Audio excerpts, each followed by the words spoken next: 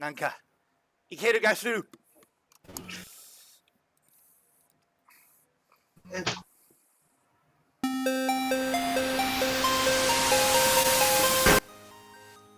Howdy everybody, and welcome to a video that has been, no pun intended, a long time coming. I, of course, am your kind of little overlord, Renegade Extraordinaire, DLBot 2016, with me enjoying my the flamboyant flyer, Flutter Guy 98. Coding! 満を持して。The Spirit King, Hiiro. I'm gonna feel dead inside. I'm gonna actually feel dead inside by the end of this. The Crimson Advisor, Jordy Crimson. If DLBot's opening the doors to time puns, I'm going to put my hand in it. Oh, God. And our special guest is a person that we really could not do this without Mildra. Oh boy! It is time for us. It is time for two people in Japan to count up their sins. And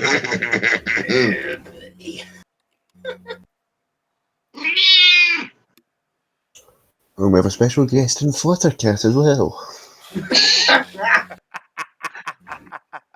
Anyway, let's get up. Let's get started. Yeah. Mhm. Damn it, I can't seem to find the sound of it. All right, fuck it. We'll do it live. Fuck it. It is Rider time. Yes, people, it's time for the Zi-O retrospective. Whoa. This retrospective will be split into 5 parts. First, we will discuss the story. Then we will discuss the characters, and then we will discuss the villains. Then we will discuss the behind-the-scenes stories, and finally we'll judge the series for what it is. Now then, and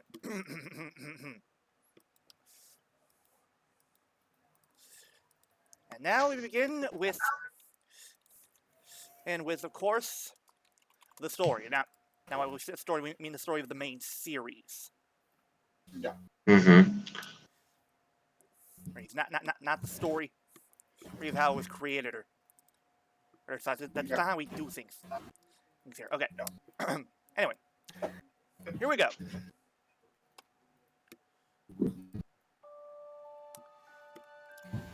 According to this ordinary 18-year-old high schooler Tokiwa Sogo was destined to become the demon king of time, Zi-O.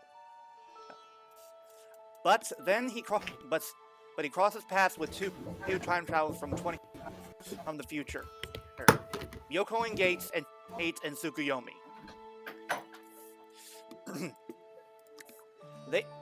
Okay, let me just skip past so we don't get global copyright. There we go. Yes, I looked for it just so that I could do that opening bit. I was going to DLBot, just get on with it. Alright, fine. Essentially, Gates and Tsukuyomi, you have come back to the past, 2019 to be precise, to essentially ensure that Sogo does not become Zi-O. However, they face opposition in the form of the time jackers. Being so apparently they want to create a new demon king of time that aim to usurp Sogo. Along the way, they are erasing the history of Heisei Riders one by one, and creating other riders, monstrous versions of the riders that erase their existence and wipe their memories. It is up to Sogo to gather the Ride Watch. Is for each rider use that power to defeat the another rider and preserve that rider's history. Mm-hmm. and joining him is the mysterious Wa, and all the mysterious Was. We don't know much about him except that he is loyal to Ogo because he will become Omagio. Yeah. and that's pretty much the basic gist of it. Oh, allow me to explain this in the TLDR fashion. In Sogo's mind, all he hears is, "This is a story all about how my life got flipped and upside down." It's your TLDR. Thank you very much. Okay. Now I have to at one point make a meme about that. I'll get into the general deal, but you'll forget, definitely. No, anyway. Because we didn't use that meme enough with that one scene in Build. Oh yeah, Rogue.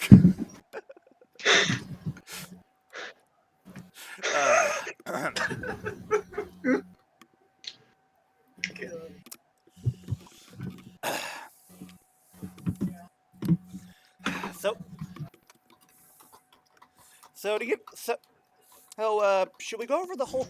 Should we give the a short synopsis of the whole series, or just move on to talking about the heroes?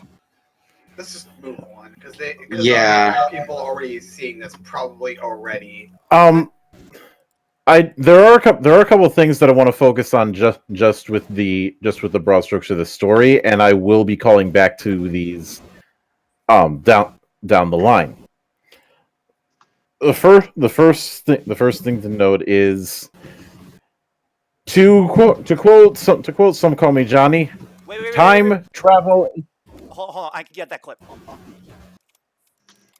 Oh, you've got it? Yeah. I would bring it up myself, but after a Windows update, my soundboard does not want to cooperate with me. Ooh. Okay.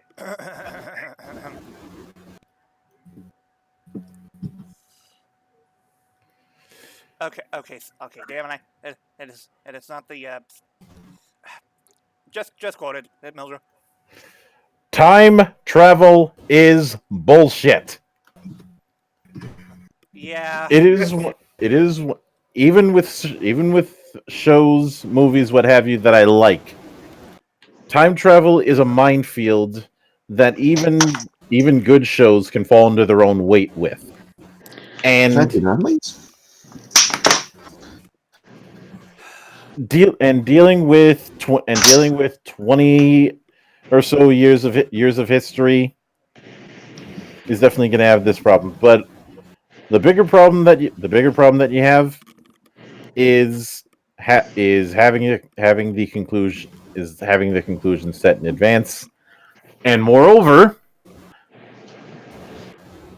did I ever tell you the definition of insanity? Oh, here we go. Because did we not do this exact same concept of the hero becoming a possible villain a decade ago? Pun. Yep. Didn't intend for that to be a pun, but I'll take it. Yeah. Well, at the end of this decade, we definitely deserve some punishment. Wow. Oh, I'm in a good mood. I've been awake for 24 hours. Let's go, baby. Anyway.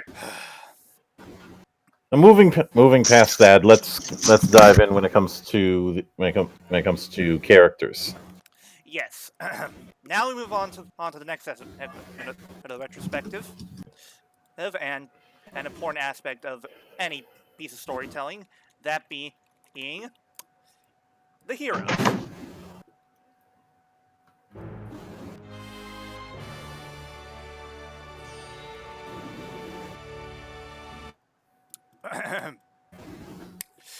Now then, who do we want to start with first? May as well start with our protagonist. Yeah, Tokiwa. Arguably. Tokiwa.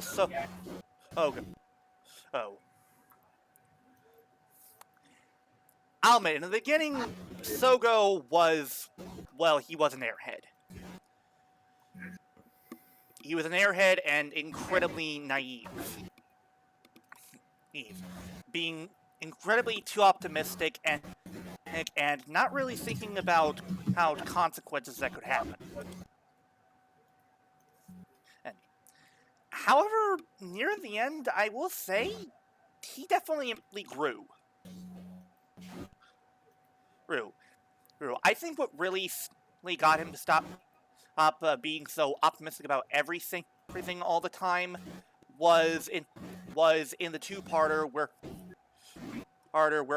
Tsukasa. Oh yeah, spoiler warning. Tsukasa shows up in the series, but we'll get to him later. Where Tsukasa sent him back to 2068, where essentially he had to face his future self, Omagio, and royally got his ass kicked.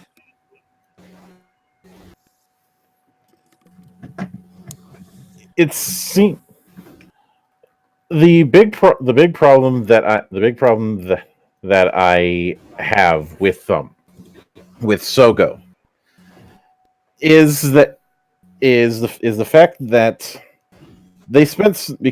they spent so much time of him being naive, but also wanting to be the king without really establishing why he'd have that approach. And when they did, it ended up pissing me off in different ways. But we're not talking about that. For the longest time, I had to keep asking the question: "Okay, Sogo, what are you?" Because this whole wanting to be the king thing and the naivete and open-mindedness. That's all. That is only the first step.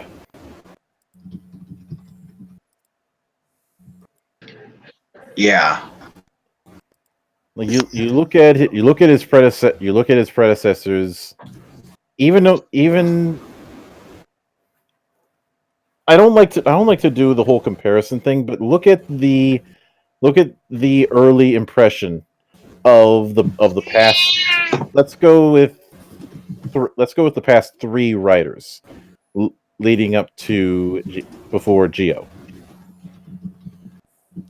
Build had a very defined backstory beforehand. Mm-hmm. The same thing went with Emu. Yeah. I'm trying to remember which was before X-Aid. Was that Takeru. Ghost. Yeah, Toku. He doesn't exist. And The Kamen Rider Ghost we know is from the Deno movie. It's my headcanon. Headcanons, get the headcanon. My headcanon, you die. Oh boy. Anyway. But even when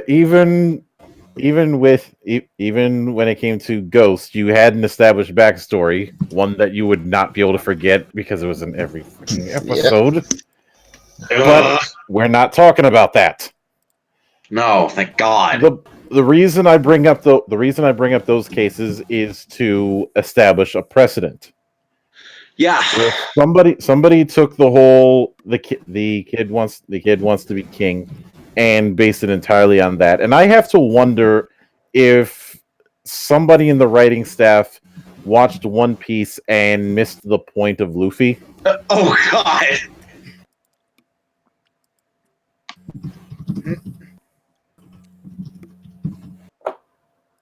Yeah, I can kind of see that being.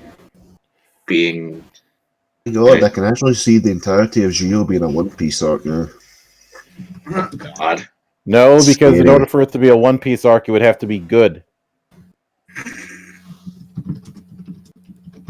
and not plagued by behind the scenes So drama. We'll get to that. So so what you're saying, Mildra, is there should have been a reason and for why Sogo wanted to be king other than what we know that happened later on. Like maybe something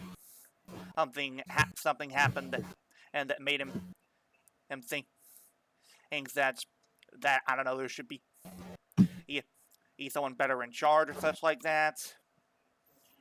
Yeah, and admittedly, the whole "someone better in charge" is a bit slapdash, but even that is something to chew on. Whereas the problem is that there's just not a whole lot there. You know, I oh I think I might have an idea of what they could have done. Okay, okay. So from what I remember in the series, even and before that incident and with Sogo as a kid, he lost his parents, right? Mm-hmm. Yeah, with Sogo and Hiryu, yeah. Yeah. Let's say hey, that's that something tragic happened to the parents. Like let's say they were both on the same workplace. Like I don't know, they were miners, archaeologists, something, anything, and let's say that there's a tragic accident, and and and oh, and when Sogo or his uncle goes to their boss, he says that he's going to do nothing about it and just sweep it all under the rug. That would probably put someone in the mindset of of well, I want to be a better leader than this of some kind. The plot twist, the boss just turns out to be a time jacker. Fuck not. I get where you're coming at, Mildra, and thinking back, yeah, I do agree with that. That there should have been an explanation, and in the actual character's personality. Given outside of that, there's not really much to him after we learn later on. And granted, I think it's telling that the wiki had to go a bit more out of its way than normal to go into these kind of traits. But even though he eventually gets better and more defined, it's one of those things where first impressions matter. Yeah, and the fact that we don't learn about it until much later in the series is honestly a little bit distracting. Wasn't it like last quarter when we actually started getting backstory? Yeah, and then again, the last quarter. And then again, the backstory is well pretty bullshit. But we will get to that when we get to the villains. Mm-hmm. So speaking about bad first impressions, let's talk about the resident edgelord. Yeah, Gates. Oh boy. Gates, you want to cut through my piece for that knife? Oh, okay. So we're talking about the poor man's Kyle Reese. Oh. Mildra. That is a sick burn, truthfully concerned. Too sweet. Actually, that might be a bit too cruel because at least Kyle Reese managed to get some before he croaked. That is very true. That is very true. Yeah. But when it came to Gates, you you kind of have the opposite problem with Gates having too much backstory, and paradoxically not enough. But moreover, the issue with somebody like Gates is an inability to commit, because it's established that this is somebody who has lost countless friends due to Zi-O. Yeah. And because of that, they have a completely justifiable reason to absolutely despise Sogo by proxy. That may sound like a stretch, but you have to keep in mind he's not going to be thinking clearly on that front. Yeah. Having him act as the Kamen Rider 2 in this instance should have happened way later than it did. He is somebody who should be undermining Sogo every chance he gets. Instead of doing this whole sidekicky thing. Now, eventually, they do go with the whole thing of if I ever go down that route, then kill me. But the way it was handled definitely leaves much to be desired. Plus, it's treading on ground that we've already seen. The biggest problem overall is the fact that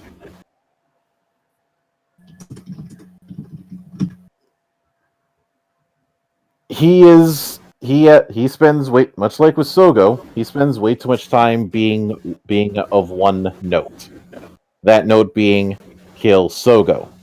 Yep.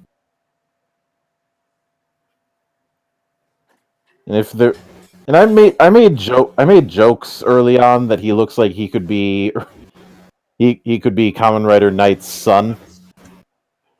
But You ended up making that joke itself. But the two of them share a bit too much in common, in my opinion, of trying to be the tough guy, but not actually having the balls to go through with the deed. And at least Ren has something more defining to his character, i.e. airy. Mm-hmm. Gates, to me, had two notes. It was either big, large hate boner for Sogo, or I want to be his best friend and cuddle him to death. Which was executed extremely poorly. Throughout the entire show, I counted more than 10 times he had a face heel turn. Should never be that many face heel turns in one show. Honestly, the problem with Gates is not only that he's very wishy-washy, but that he's also very judgmental. One of the big examples I can provide with this is the episode wherein Gates got revive. Yep. He immediately thought that Tsukuyomi had died without, even checking to see if the bus has a survivor or not, if any of the passengers had gone away elsewhere. Yeah. Where?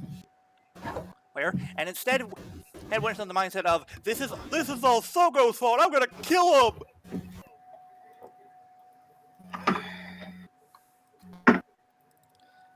DLBot, you've actually done something I never thought you'd be able to do.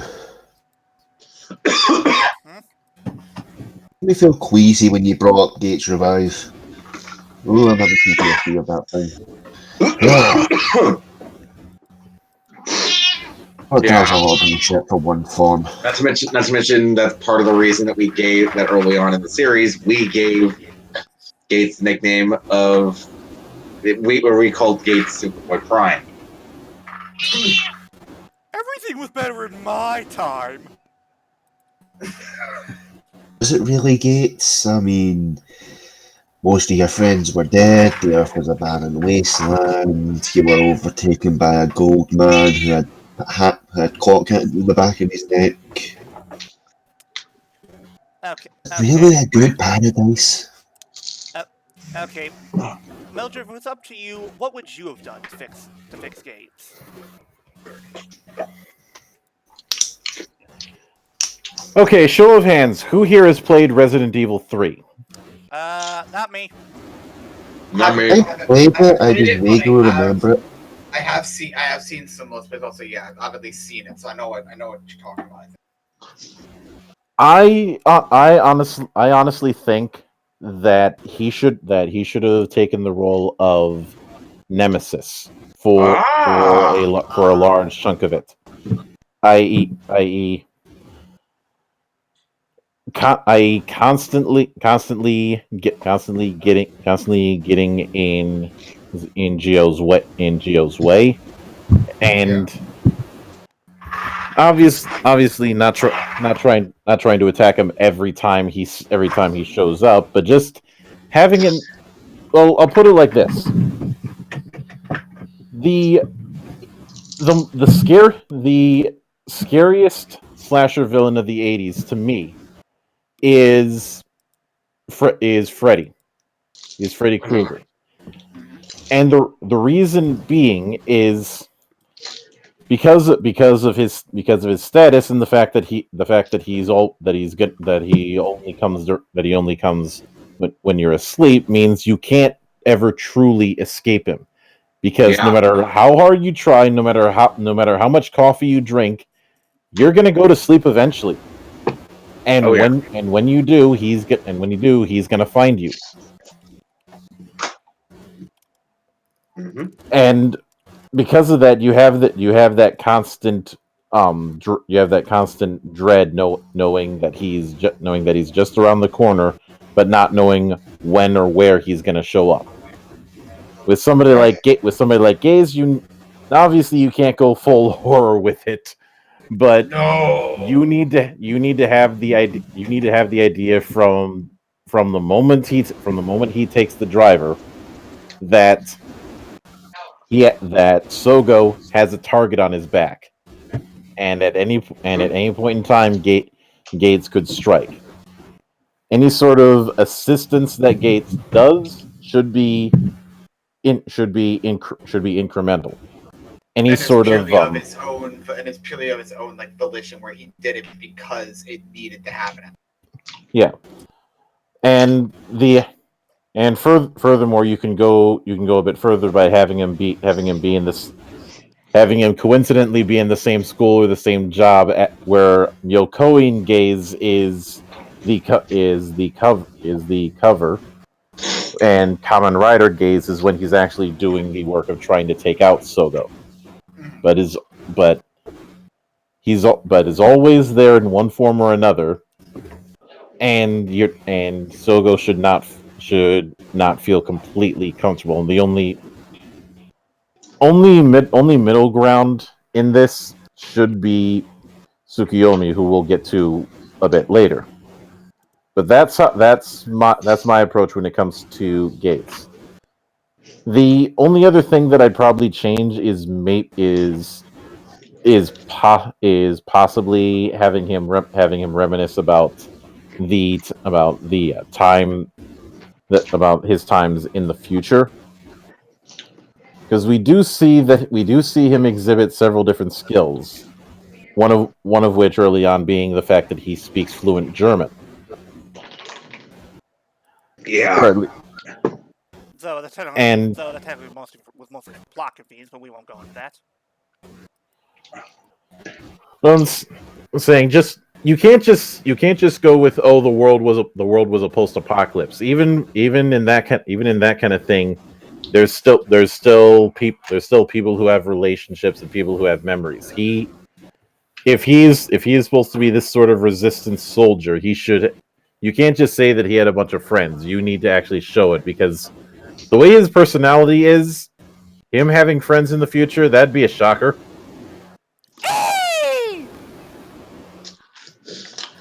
Of course. So what you're saying is we should have seen like the training days where Hayes was at like boot camp or whatever.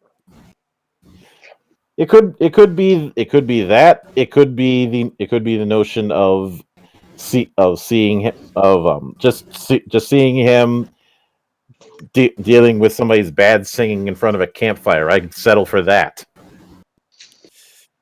Or help. Here's something they could have done, and this could work because it's time travel. Why not at one point have one of the hosts for the other riders basically be a descendant of one of Gaze's friends from the future? Yeah, that could have worked. It's certainly a possibility. The point is that a concept is only as good as its implementation. Right. Yeah. Also, another thing that I feel really doesn't that I feel that with Gaze, which I feel really would have helped and shown on why he's such a grumpy ass edgelord. Why don't we see any happy flashbacks from him? Was he literally born in the time that Zi-O was basically wrecking shit up? Doesn't seem like it. To me, we should have seen what exactly was his life before Zi-O, or hell, if he did grow up at the time where Zi-O was basically being king and blowing shit up. Why don't we see any of his parents? Yeah.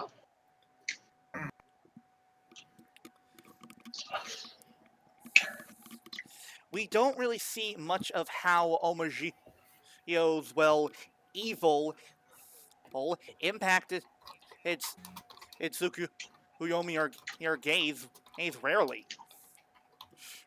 Mm-hmm. It feels neither of them feel like they've really been affected by it. Save for Gaze, who wants Sogo dead. There's a sort of longing for a day where they didn't have to do this. Anything. Oh, how this crappy future has affected these people. Oh, show! Don't tell! Yeah. Anyway.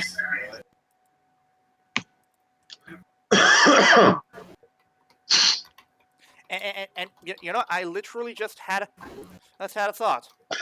Excuse me. They could have easily now. This might have been a slight stretch, but given how it was. But why not have it in the Higher Battle video where we see Gaze he's acting so scared and emotional? Why not have a liner or two from Tsukuyomi or Waz explaining Gaze used to be that before or Omaji started wiping things out. Like, seriously, we see more emotion from Gaze's character in a freaking Higher Battle video than he ever showed in the entire series. Yeah.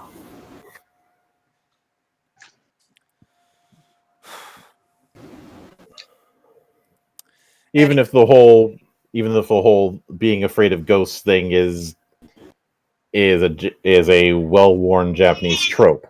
Yeah. Mm-hmm. Still, it would have been something. Yeah. Anyway. Next, let's go to who was, who in my opinion is the best character in is one of the best characters in the series. Oh yeah.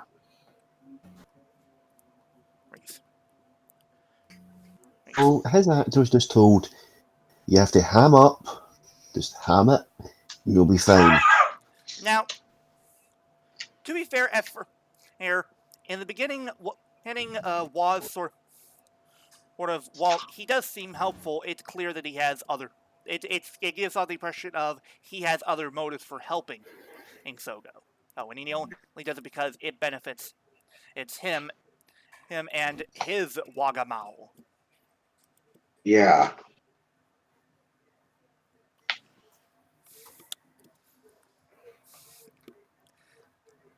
Again, we'll get to some of the other stuff with the series when we get to behind the scenes.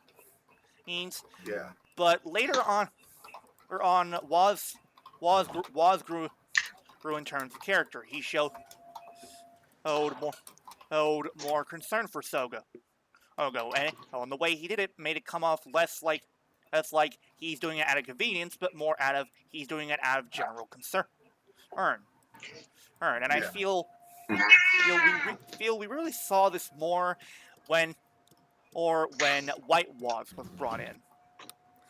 Mm-hmm. Oh yeah. We would go over White was, but there's absolutely nothing to him. He's literally What a waste!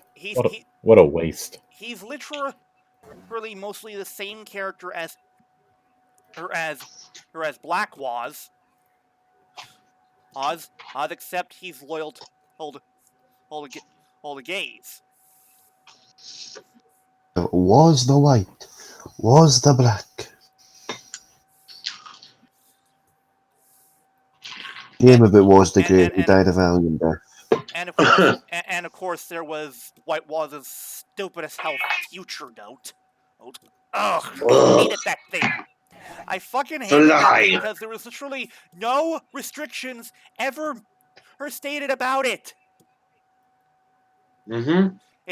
As far as we know, he could have literally wrote Sogo, and then Sogo died of a heart attack as a time jacker, or fell off a cliff. The end. Yeah. Yeah, literally, for all intents and purposes, just to put the joke into it, he could have just wrote Sogo fucking dies, lol, and that would have been the end of it. Mm-hmm.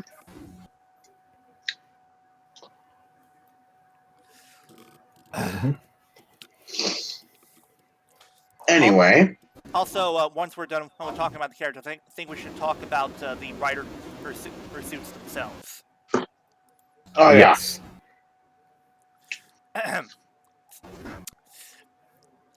But honestly, after the actually, I take that back. There was something into White Waz, but we didn't really see it until near the very end of his character in the Trinity arc, wherein he essentially allied himself with time jackers and the mindset of, if I can't have my future, no one can. Yeah. Which was still stupid.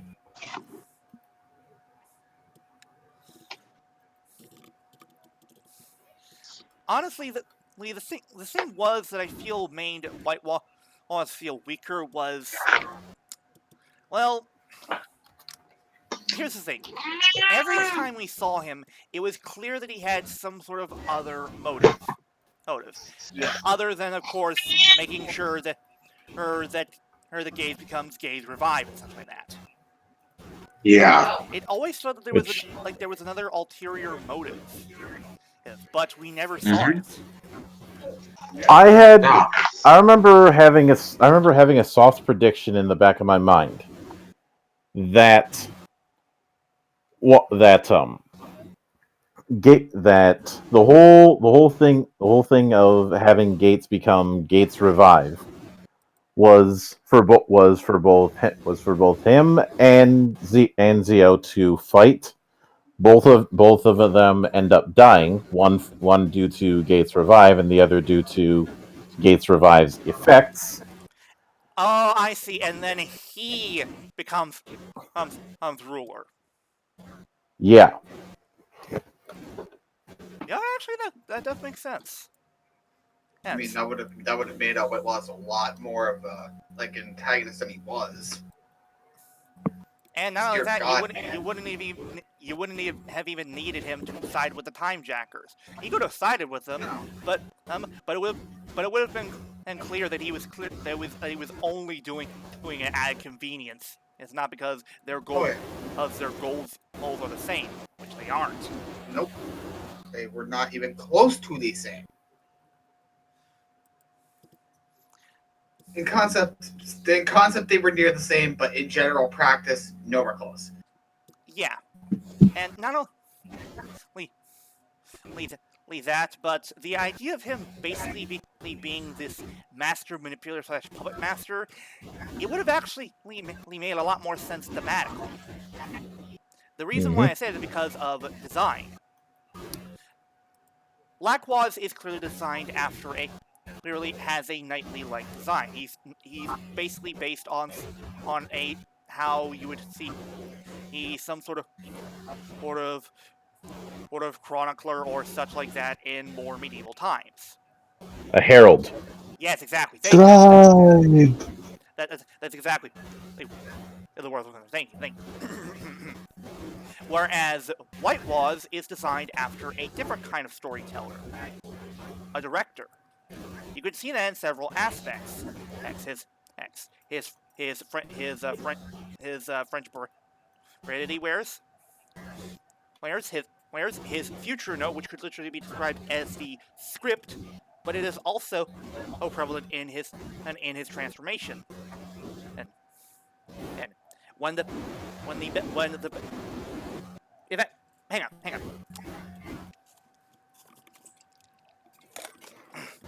can do this because I actually have this now. Okay. Okay, I'm going to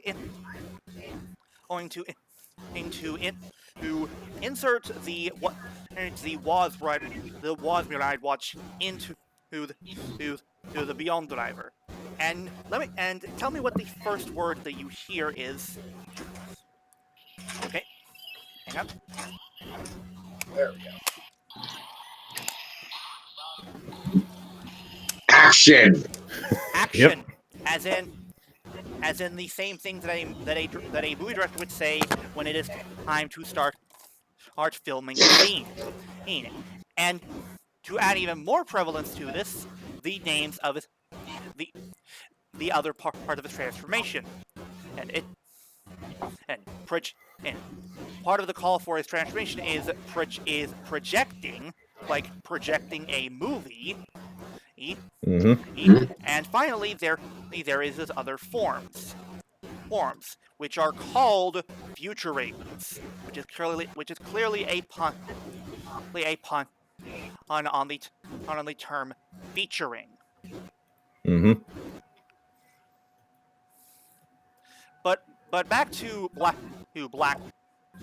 Waz the moment where he basically was told by White Waz that he basically has friends in the form of Soga and Gaze. It felt like at that point his character started to evolve more, and even in that same episode we saw that there's a reason why Gaze and Tsukiyomi do not exactly trust Waz.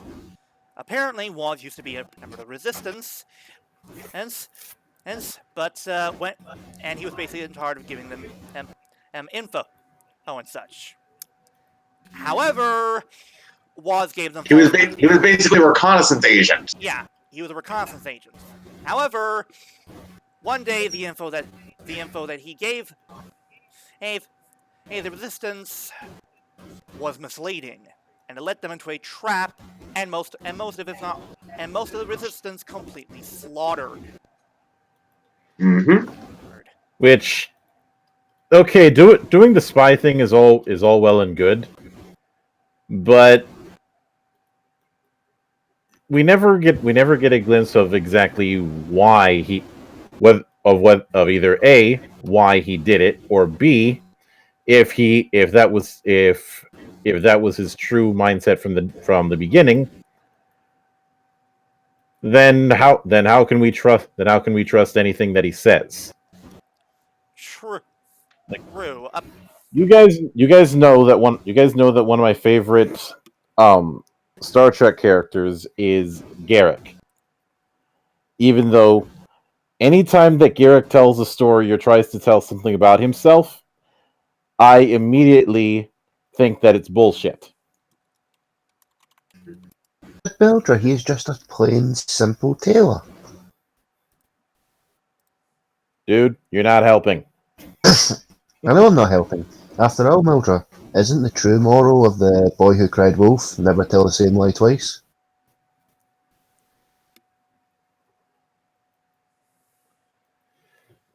I've been binging all of DS9. It's fun. Honestly, what I personally got out of it was one of two things. Either he was working in resistance while being well, quote unquote, loyal to Omagio. Oh, but at one point Omagio caught on and basically intentionally gave Oz false info to leave the resistance in the trap. That way would not only make him look bad, but basically leave him nowhere where to go. Oh, but to serve him.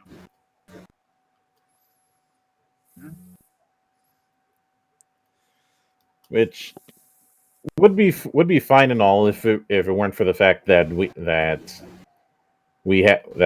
for one we have so little info when it comes to the character of Omagio, and two is the fact that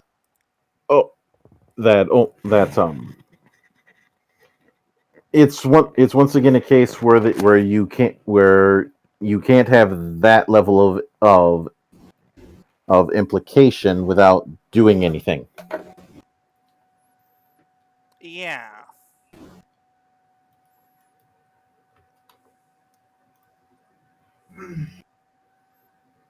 When the world was almost about to end, thanks to another blade, it did feel like Woz was legitimately sorry about what happened. But again, because of what little we know, we don't even know if that was even in the truth or not.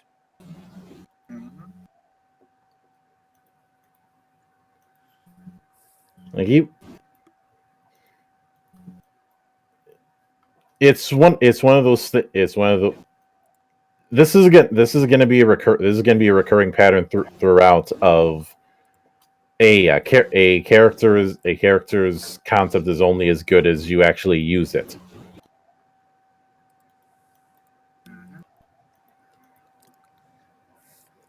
But despite all this, again, I feel Woz is one of the best characters in the show.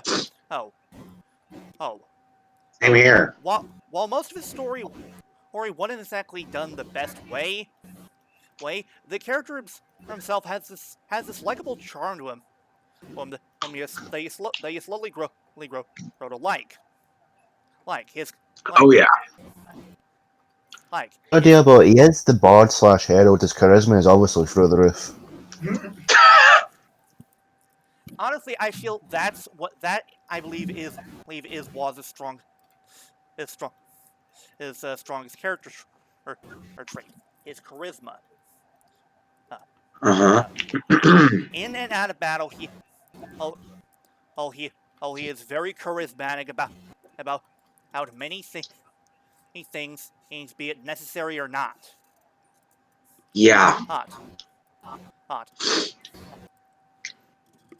And I feel, that was honestly kind of charming. Mm-hmm. Could there have been more done with this character? Absolutely. Oh yeah. Oh yeah. But overall, I feel feel that the enjoyment of this character mostly comes from the actor's performance. It's much like how Kazumi he from Bill he'll be likable due to the charisma that his actor brought to the role. Yeah. Mm-hmm.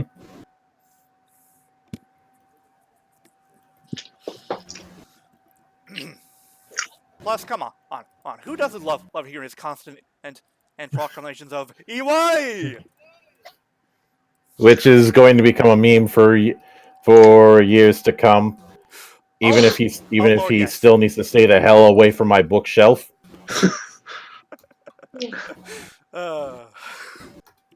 He steals from me again, and next time I'm sending him back in pieces.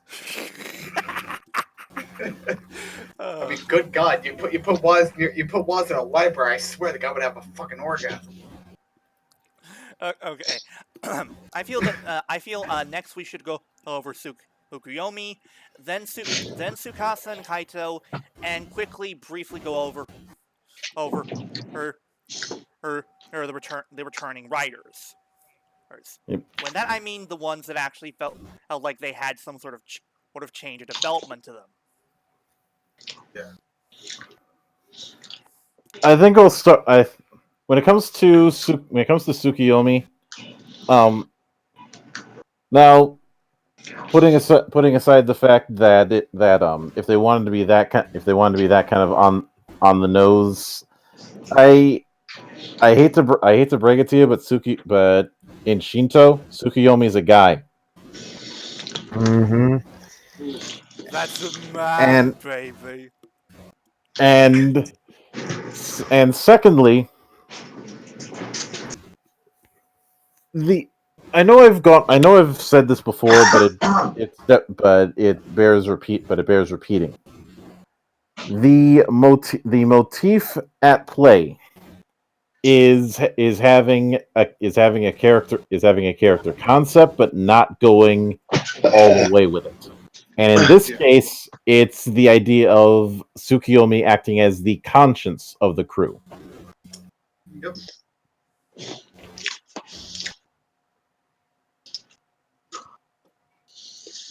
Especially since it's very clear that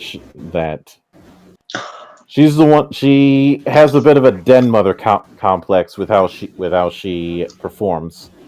Although given the fact that if you had to deal with an edgelord and an idiot in the same room, you'd probably have that too.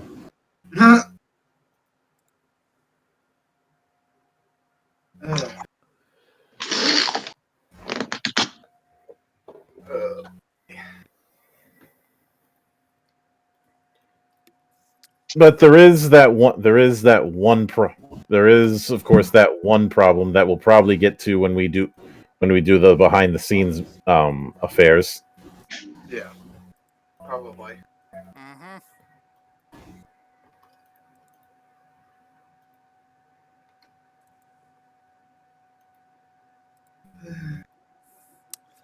One thing that I will say that I feel bad for forgetting about when it came to Sogo, I will say this: when his actor needed to convey extreme emotion, and be it either doubt, anger, or sadness, he did come through. I feel some of his best acting is in the moments and where he shows worry about his future, be it either the episode where he first fought on Omagio, the Ryuga Yep.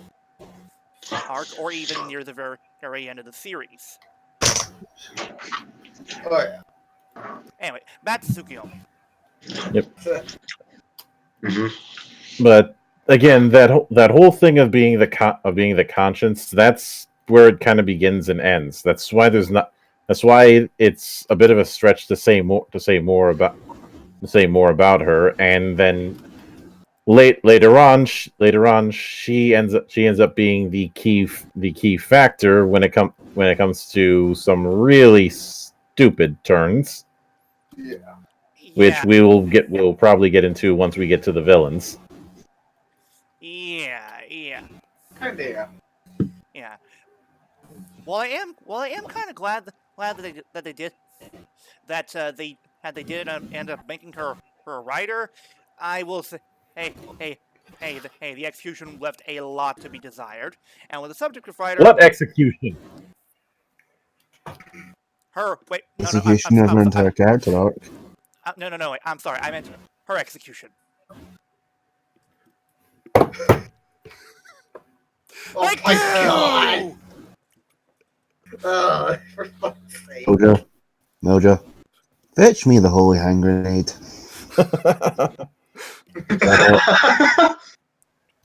You have 10 seconds. Okay. On the subject of writers, let's quickly go over the writer's suits, and let's start. And since we're already talking about it, let's talk about Tsukuyomi's suit, which I do feel is pretty good. It's simple because it's mostly the same, similar to her normal outfit. But there is enough to it that it feels different. Right. I feel what it helps is the fact that she gains that crescent and mood styled headpiece with the kanji on it. You have that. You have the fact that the graphic behind her during the transformation looks kind of like a astrolab. Yeah. Mm-hmm. But there's also the fact that I think the fan community is going to get more mileage out of that suit than the actual show did, mostly because of the fact that it showed up in the penultimate episode of the damn series. Yeah. Yeah.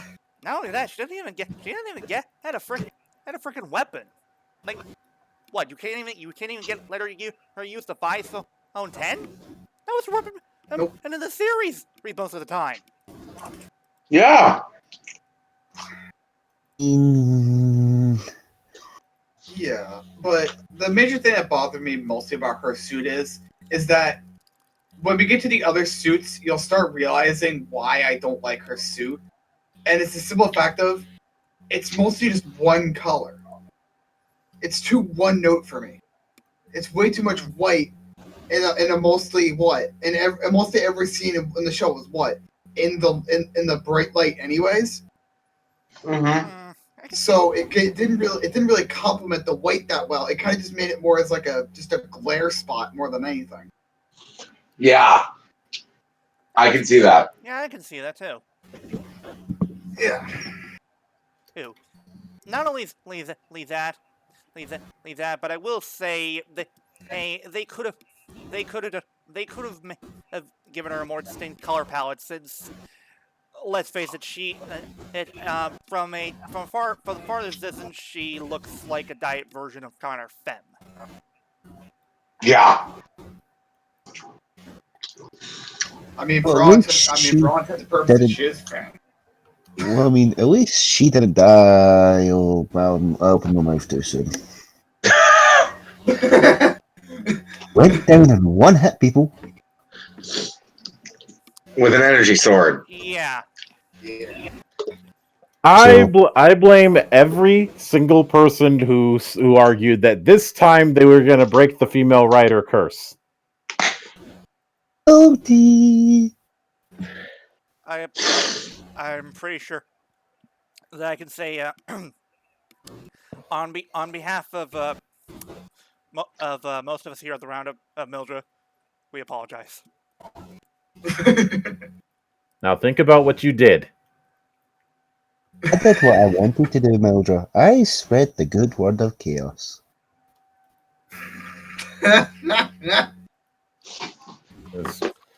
As soon as it happened, I immediately got out the stopwatch. She became a rider. Okay, and starting the timer now. And she's dead already? Jesus, I didn't even start the timer yet. It's rider time. And I know, but I mean, They bring up the obvious joke that happened when she debuted. So many Sailor Moon Twitter videos. Oh God. Ugh. To be fair, they kind of set that up with that jingle. Yeah, They Mhm. were yeah, they were kind of justified on that because of that it jingle. was incredibly intentional. Yeah.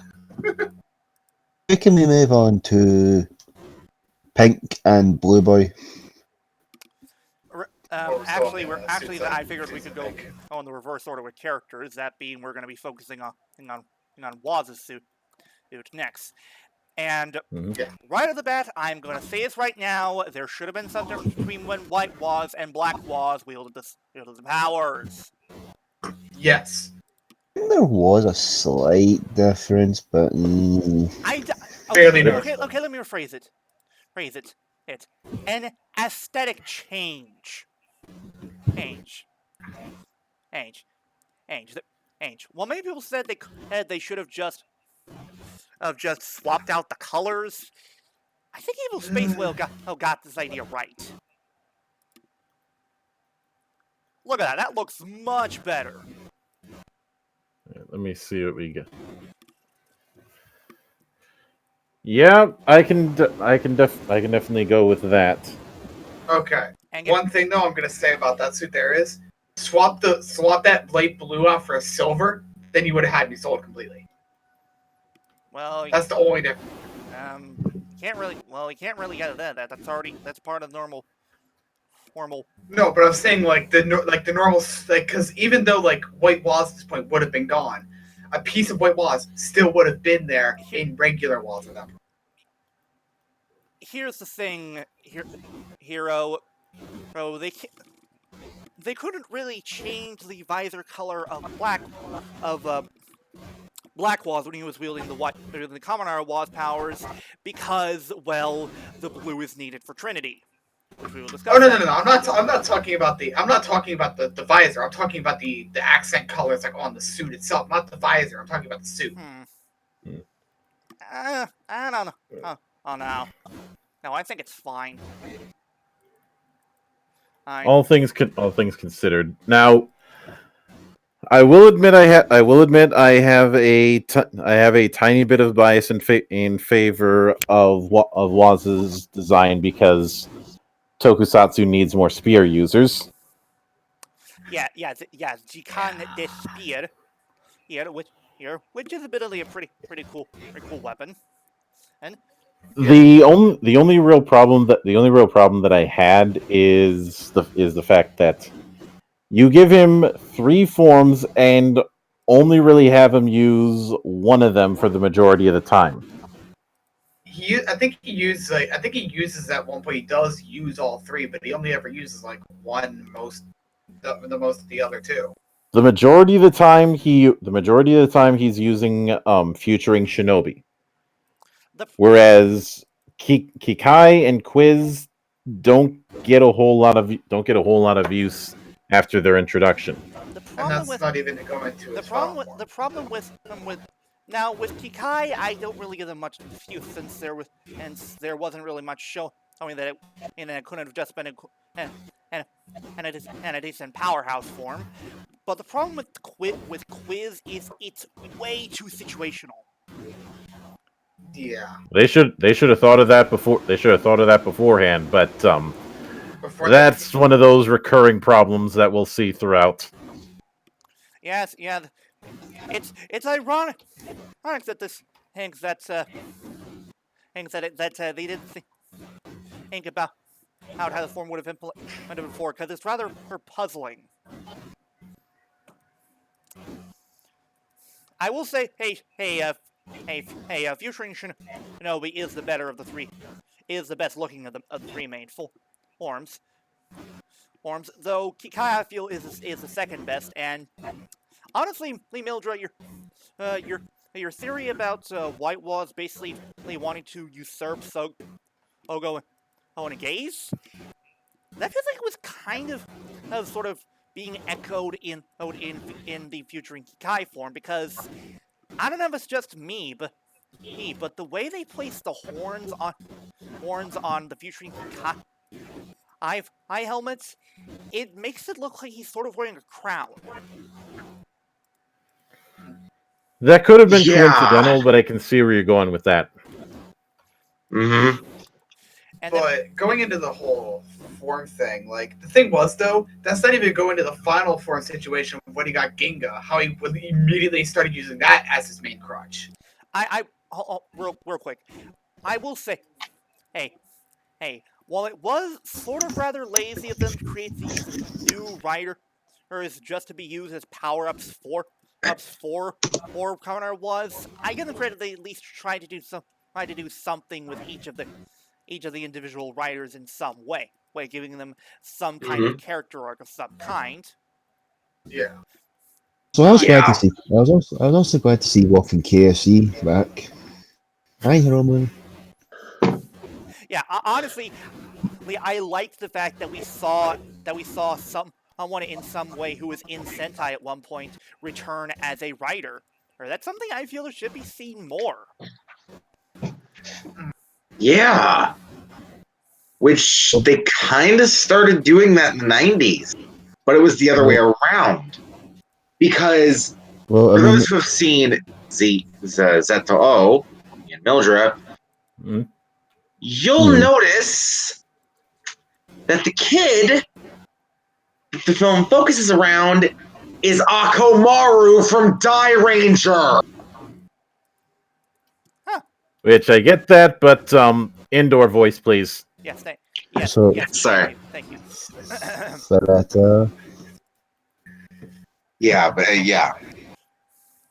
underlining points and emphasizing them, you come off as stupid.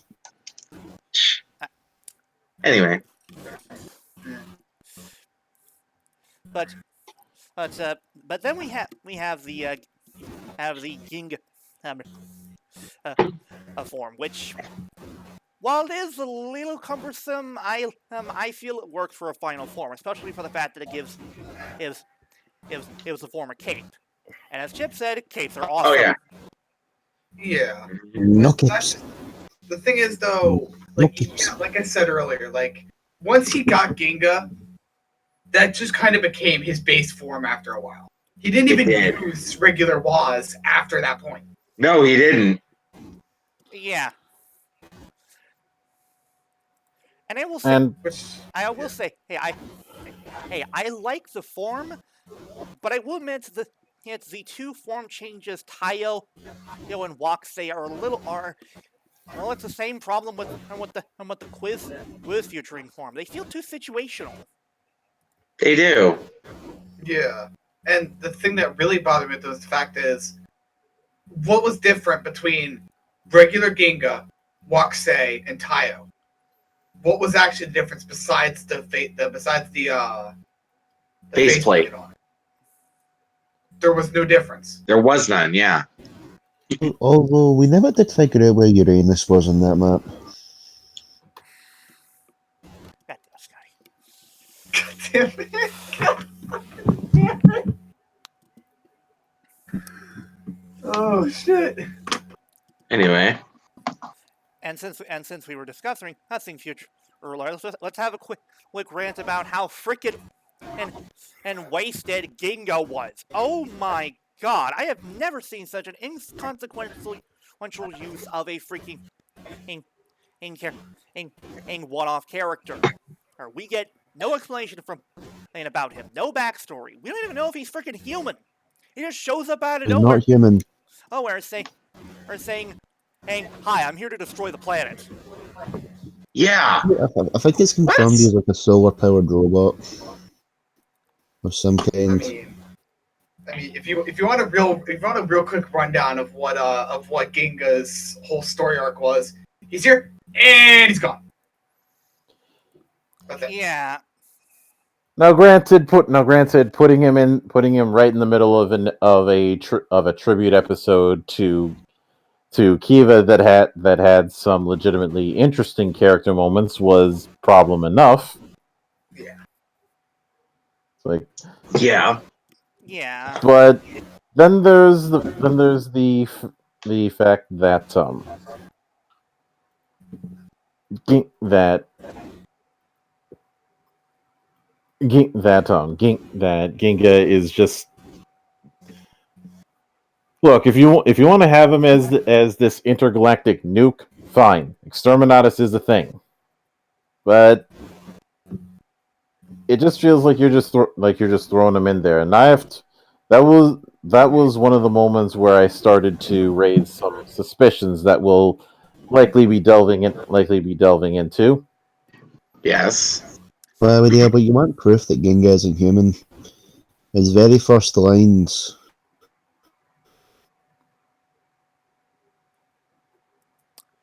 Scotty, with all due respect, that could have easily just come off as of as of as of as of as ominous monologue. Yeah. And not Yeah, only but leave that, and here's something that's really that's really annoying. The fact that Ginga, while he does have a rider belt and has a transformation jingle, well, we never hear it at all in the series. Nope. Yeah. Because there's literally no transformation sequence for him whatsoever. Yep. Mm-hmm. Honestly, if it were up to me, I would have said that maybe he Zi-O sent him to the past or whatever. Or Mildred, if it was you, what would you have done? I would have treated him in a manner similar to the arbiters from Discworld. Oh. Can you explain for those who? The arbiters embody the worst aspects of order. They want atoms to spin and stars to burn, and none of that messy stuff that life brings. The whole idea is to him, like you can have him be unfeeling and all that, but it's more of the earth is a place that needs to be removed for all the messes that it keeps causing. So this is not him doing the mustache twirling. I'm here. I'm going to destroy the world, but more of okay. Here's the mess. Time for me to take out the trash. That kind of indifference is what should have been done when it came to it. Yeah. Yeah, I agree. Yeah, I agree with that. Agree with that. And Ginga just felt like a waste. Waste. And, Yeah. Waste. And it was clear that he was powerful, and he could have proven to be a legitimate threat. But he's killed off in only one episode. Or after the writers managed to throw their weapons at him and then kicks him through him while he's in a bunch of shade. Mm-hmm. Congratulations! The approach. Congratulations! You have the same aim effectiveness as fucking Nuclear Man. The approach that should have been taken is that when you look at all of his fighting style, it's all about this wide area stuff, basically hitting the nuke it from orbit option. Yeah. What should have been done is a case of him focusing so much on just showing off with his collection of nukes, also known as playing a Call of Duty game on Veteran. Can't use both. Nade spam for days. Anyway. What should have been done is have it that he's focused so much on the nuclear option that he doesn't see the underhanded attack coming. Yeah. plus, I'm betting you Ginga was just literally the writer's like, oh shit, we've made this form for Woz.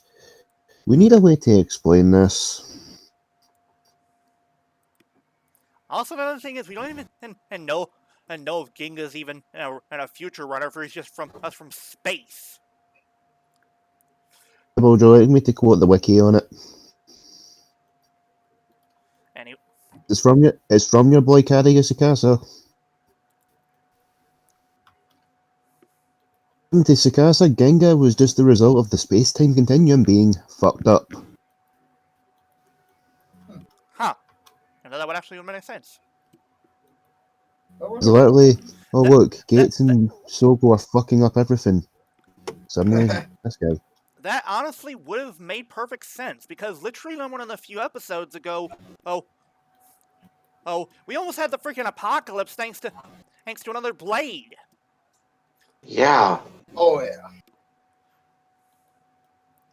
This does go back to what I said, that he should have been the cleanup crew. Oh yeah. Mhm. Yeah. Now let's move on to Gaze's rider suits. It's okay. It is. It's not Okay. bad, but it Get seems what they're going for.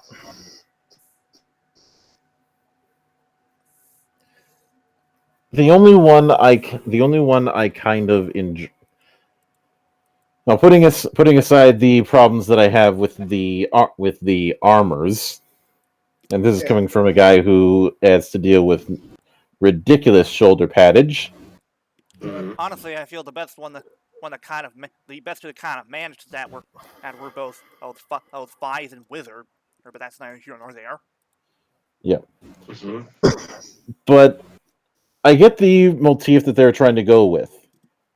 One being a luxury watch, the other being a military watch. Gaze is supposed to be a military watch, Yeah.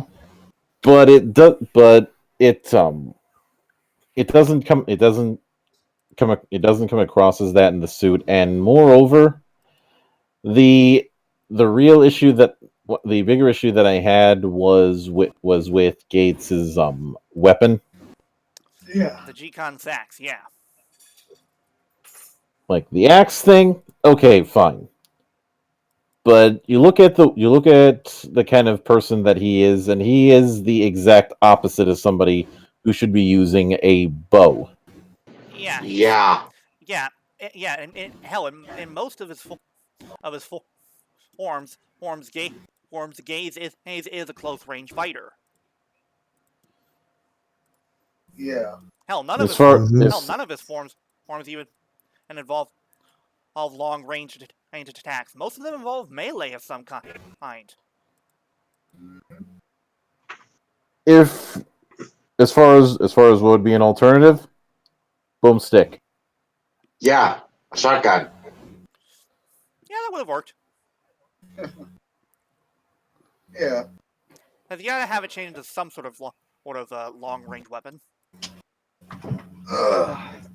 But the thing was though, while my problems with Tsukuyomi were that it was too bright, and Waz's were a bit too in the middle, Gates's were too far to the right. Actually, it was way too dark for half of the scenes that it was in. Of course, he has to represent that edge. Yeah, and then we go into his upgrade form, Gaze Revive. And I'm gonna say this right now, I do not like Goret's design. I don't. It's way too bulky, and the colors look too similar to his base form. Why does he have a form that makes him mostly a similar color to red? If that's the case, why even the form change at all? Yes, I know it's orange, but but you really couldn't have come up with a better color to make it more distinct. Aren't the point of super forms most of the time supposed to be that they either add a new color of some kind or change the color? Yeah. Further question. A saw knuckle. Yeah. Putting aside that sort of weapon should be paired. Mm-hmm. Like the claw part when it comes to Shippu, okay, fine. I get the idea that they were trying to go with the design of Goretsu and Shippu. They're basically trying to pull a Kabuto. Yeah. Yeah. But well, And it doesn't work. it doesn't work. And then there's the other problem in that this was one of the cases where the initial description of the initial description of the drawback was something that I could buy, but that they didn't commit due to showrunner Shirakura having a really dumb excuse. Is the reason why it was supposed to be such a risk to use Gates Revive is he is constantly especially Shippu. yeah. He is constantly compressing and expanding time.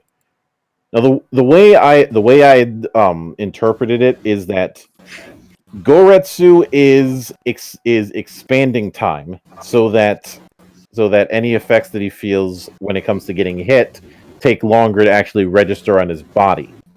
So, And by the i.e., time giving they do the register, it's nothing. So. yeah, and when it came to Shippu, time is being compressed to allow him to act with such speed. And on another subject, not only do I like do I think that Shippu looks better than Goretsu. Shippu honestly matches better with the whole thing that was going on with the Gaze at the time in the series. White was constantly referred to Gaze as a savior here. And when you think of savior, what's the first thing that you think of? An angel. Angels. An angel, yes. And when we see Shippu, we see that it has, surprise, wings, making him look like an angel. Oh, Mhm. and not only that, the blue gives off a calmer vibe that invokes a feeling of protection and of some kind. Well, definitely not protection. And when it's going against the villains, but that's beside the point.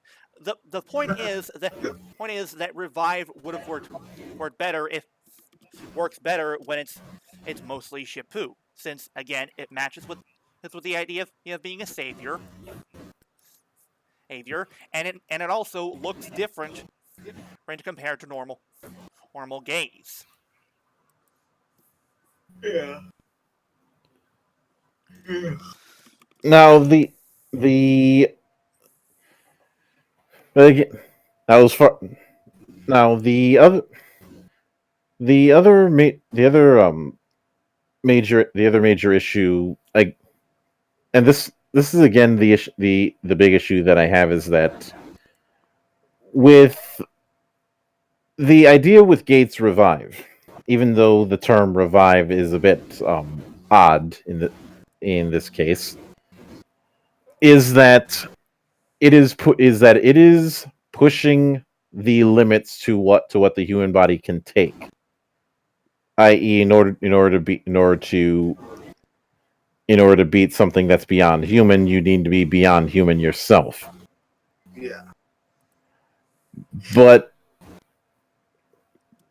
I think that's also the reason he has better luck with Shippu, because the enemy might be able to see where you're coming, but just because you can see what's coming doesn't mean you can react. Because not everybody graduated from the school of Piccolo. Dodge!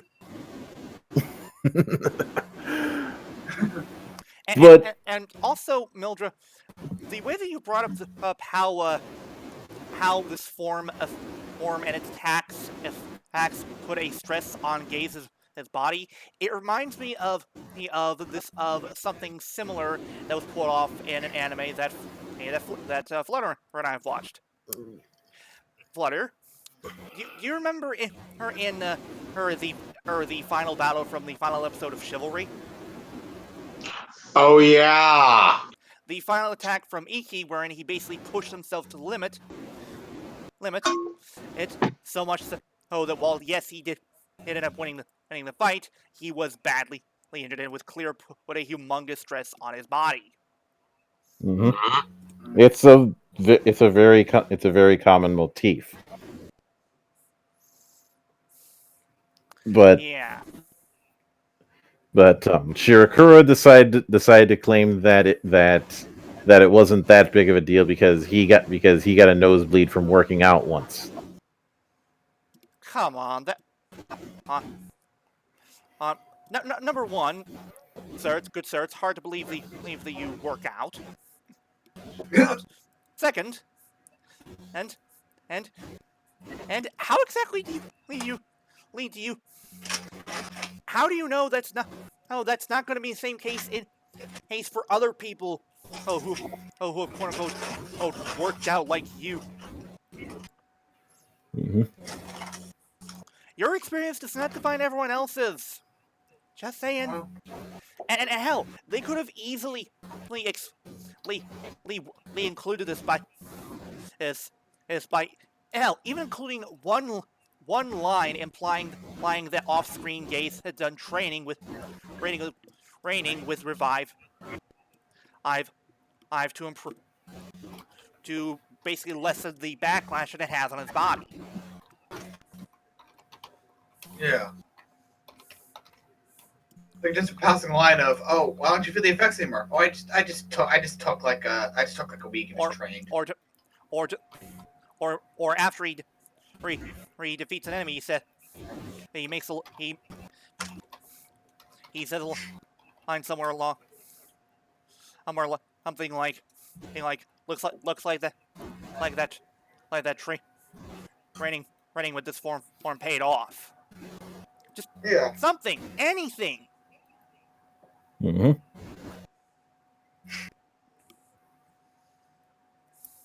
Anyway, let's finally move on to Zi-O's suit. Dude. And I want to say this right now, I like the base form suit. I like the base form suit. I enjoy the. It definitely has the best definitely has the best color balance compared to the other designs. And there's also the fact that they managed to do shoulder armor without it being obtrusive. Yeah, going through my little spiel that I had earlier about the other suits. While Tsukiyomi and Waz were way too on the left hand and Gates is too far on the right, Zi-O's is right down that middle of just being just far enough to the left where it's not not undersaturated, but not oversaturated at the same time. Also, I will say this: one detail that I like about each of the Zi-O riders is the watch strap that's seen across all their suits, and the fact that each one of them is a different style. Zi-O's is metal. Gaze seems like it's I don't know, some sort of leather or one. Probably. While Waz is a rubber strap, and with Tsukiyomi's I guess also metal. I don't know. But it's a nice distinguishing characteristic that basically tells you that each suit is part of this series. Yeah.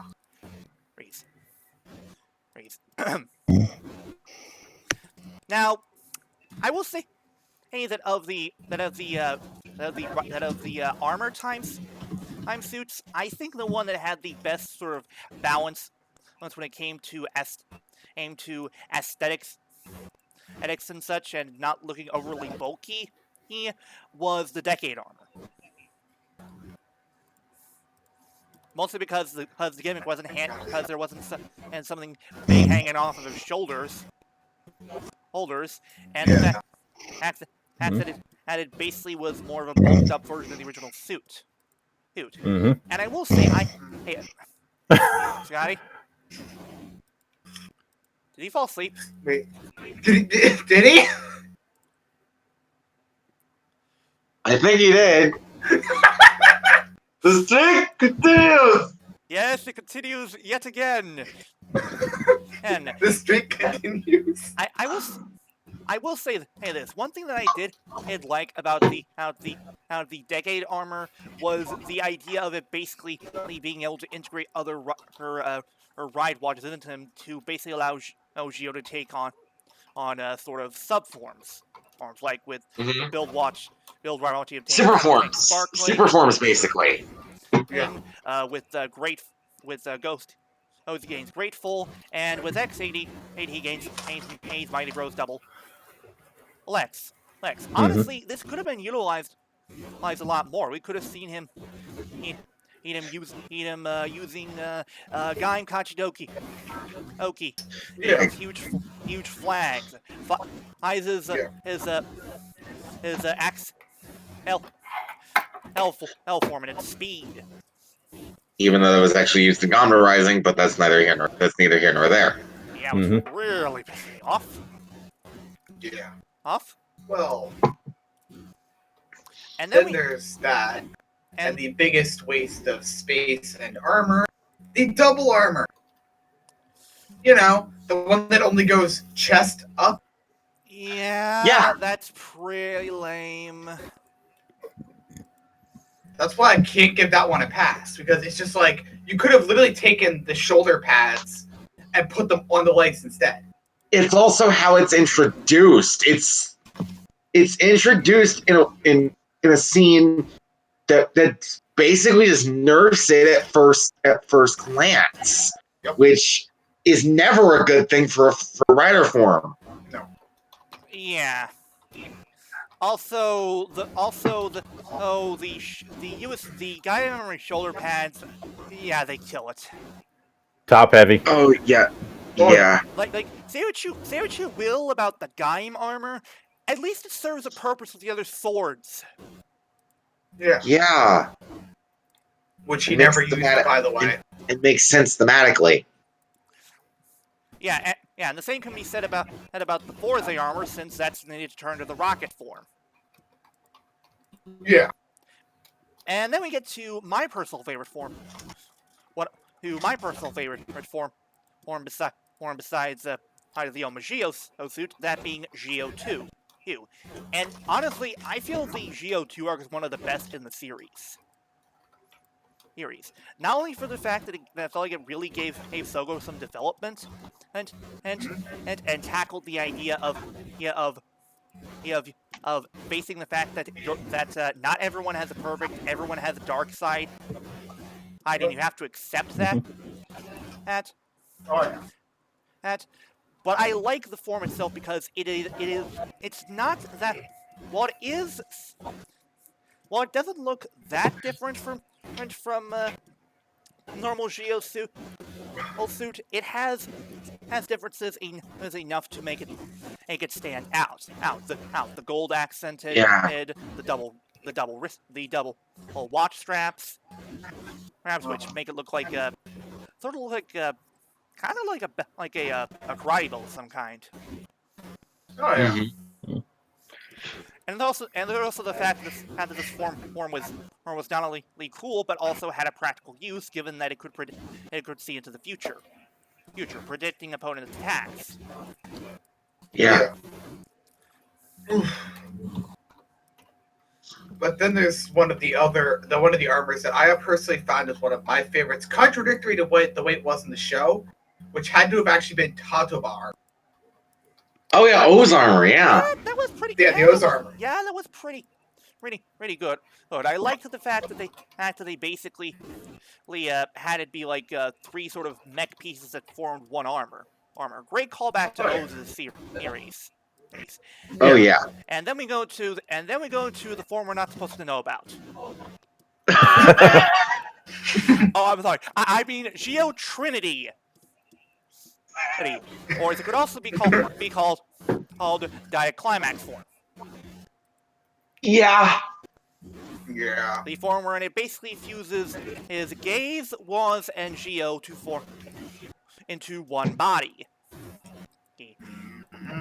Even as a concept, this sort of perplexed me, since using Riders merging into two, that doesn't really work unless it's something like double. Yeah. Well, here it comes off as rather cumbersome or some, and And I will admit I like the base suit of Trinity, but I will admit the different colors are a little distracting. Oh But- yeah. Though I do admit But- it is clever how they basically had it to where each piece of the three riders' helmets forms the completed kanji on Yeah. Trinity's helmet. And I also did like the idea of basically instead of one person and being controlled the whole time, that it's actually swapped. Yeah. Swapped. That is a nice touch, but it's still a case of we've been here before, because in fact it's taking two different notes from Deno. Yeah. Climax and liner. Hmm. Though let's be fair here, we have to appreciate a Trinity for that one scene in the Agito episode. Oh yeah. This I must rejoice. This the thing was, though, personally, okay. While it worked in Deno and while it worked in Double, I couldn't really see it in all intents and purposes working here, because at least with Double, yes, it was two people coming together, but one consciousness came into the other, so it wasn't his physical body fusing. And with Deno, they were pretty much the spirits to begin with, so them fusing together isn't much of a stretch. honestly, Uh-huh. if it were up to me, what I would have done was, okay, have all three of their powers come together to show that they are a united trio. But rather than have them fuse together, have be a power that basically can be used by all three of them. Yeah. Uh-huh. Like it can be like one person, like the watch can be swapped with one of the three of them. Yeah. And you could have Yeah. easily done something like, okay, hey, let's try and imagine the Trinity suit, but let's sort of ignore the rider heads on the shoulder pads and the main head, and let's pretend that the head on the center is the head of Trinity. Yeah. Uh-huh. That would have worked better. It would And have. it would have been simple. We'll add a gold trimming around each of the riders' helmets. It's maybe add in the strap colors that match each of their respective rider colors, and you're golden. Hmm. Yeah, Mhm. but the thing was, though, is that they could have also added, if they would have done it that way, added a drawback where whoever is using the suit, the other two can't transform. Period. Or oh wait. What if the thing is because their powers are all united?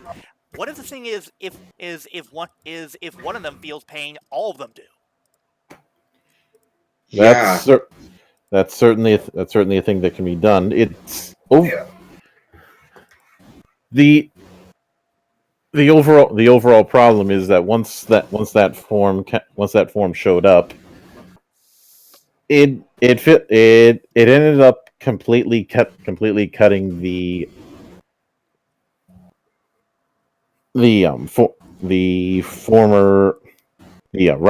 armor forms completely out of the picture. Yeah. Since that mostly became one of their go-to forms. I mean, Mhm. the thing was, though, that problem really started appearing of the armor is no longer mattering the second that Gates Revive and Geo2's idea, the premise of them, was even brought up. That's when the armor stopped caring. Yeah. Yeah. The second those two forms came to existence, it was over for the armors. All right, and then we have his final form, Grand Geo. Okay, I'll admit I've grown to accept it, but I will admit it is probably one of the I hate to say, one of the most unaesthetically pleasing suits I've seen. I understand what they were trying to go for, calling back to the statues from the first episode, Yeah. but there are better ways it could have been done. Yeah, and Huh, trying to like I trying will to admit attribute. I will admit that little edit that someone did on YouTube definitely helped give some perspective, and its Oh first yeah, oh conclusion yeah, is the edit with the standby noises, like yeah. actually in sync with the writer's respective first tensions. Yeah, I remember that. yeah, Yeah, that was pretty. yeah, that was pretty good. That is honestly one of the cooler parts about Grand Geo. Oh, Yeah. I also will. The intent seems to be that of a Tibetan temple. Yeah, Is the vibe that I get out of it. yeah. The Same here. problem is no matter how you slice it, there is no reason for the suit to be that damn busy. No. Yeah, and It's honestly, almost as if someone looked at Decade Complete and said, "Hold my beer." yeah, honestly, what would have been better and more aesthetically pleasing is if instead of the actual riders, it was either their logos or the faceplates placed from the actual well, ride watches. Yeah, I would have settled with just a scroll cape of these symbols on the back. yeah. Yeah, probably. I will admit the highlighted sort of lilac color that they chose for Grand Geo. It does look nice and looks better when and helps separate the overload of gold in here. You're like, seriously, Oh, yeah. guys, there is so much gold. Well, it's probably It's probably the favorite rider form of a certain guy in a a certain Dutch man. Hang on, let me get my guy. Hang on.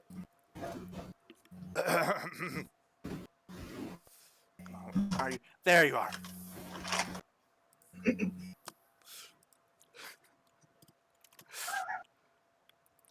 You mean this Dutch man?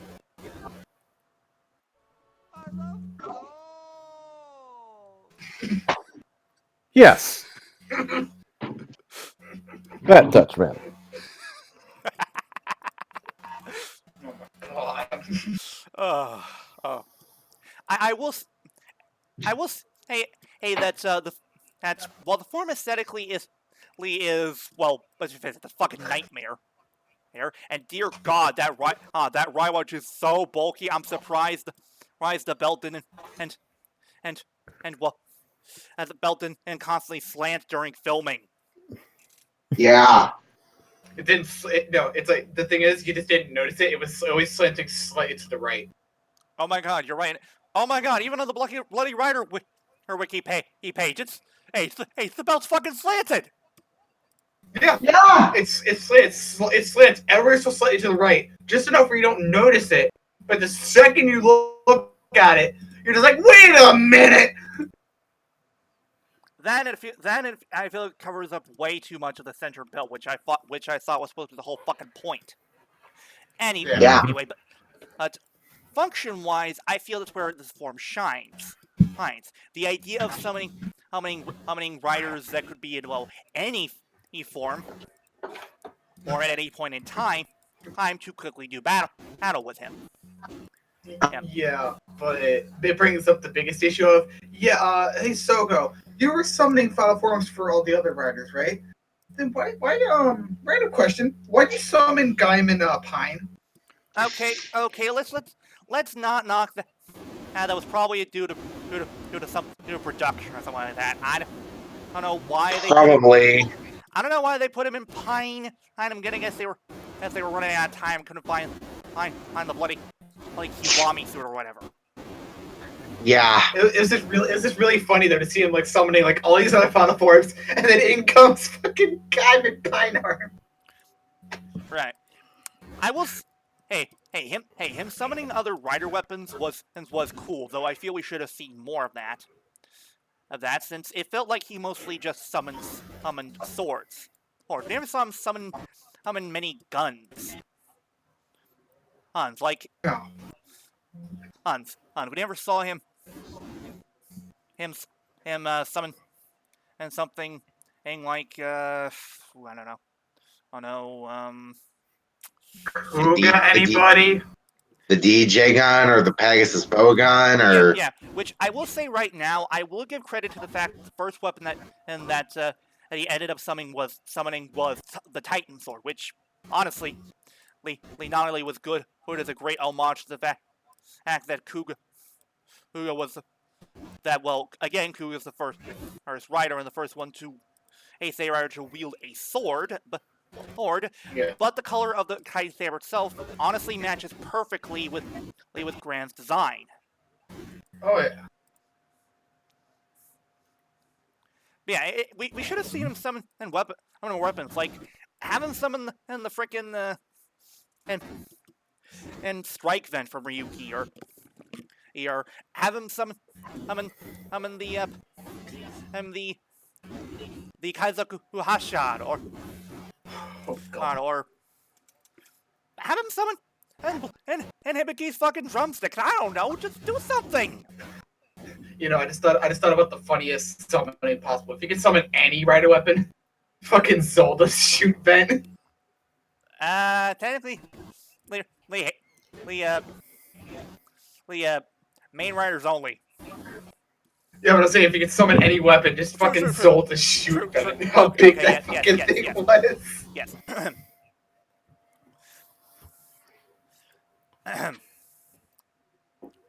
I will say, quickly, that of the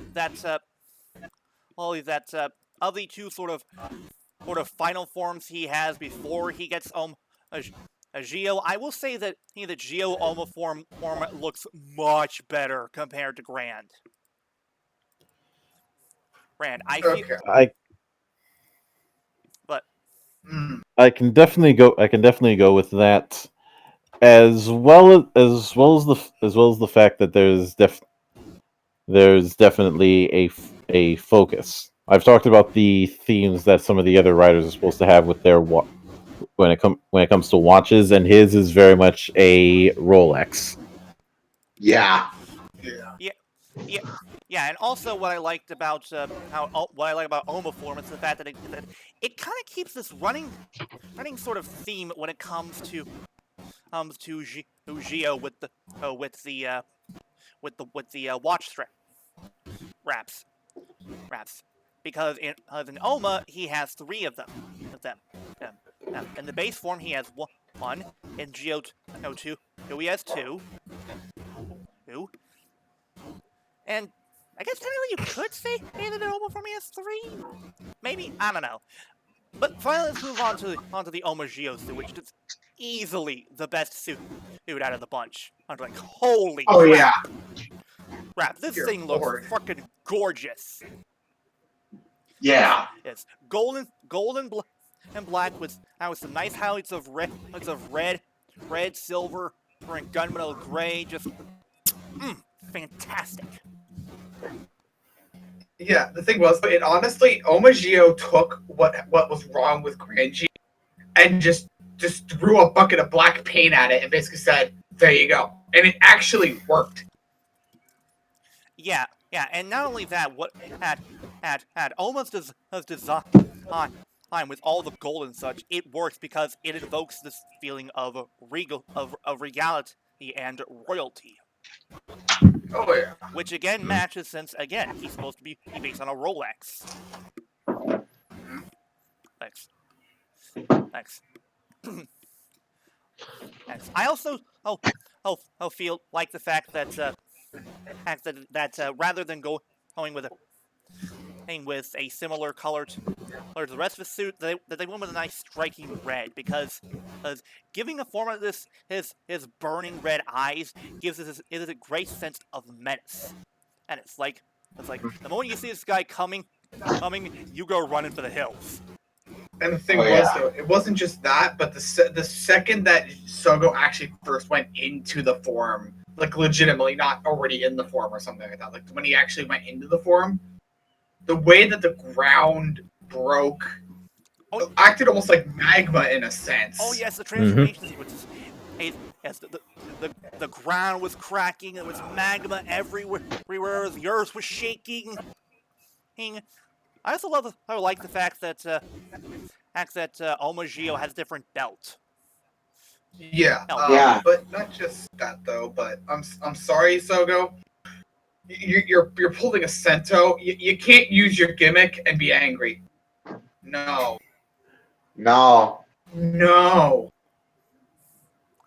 Eh. Oh, also. I mean, at least you weren't pulling a Sento where you were really angrily shaking bottles. Like, come on, man, really? Yeah, let's give him that. Also, another detail that I like about how the suit, the clock hands on the back of the cape, that is absolutely brilliant.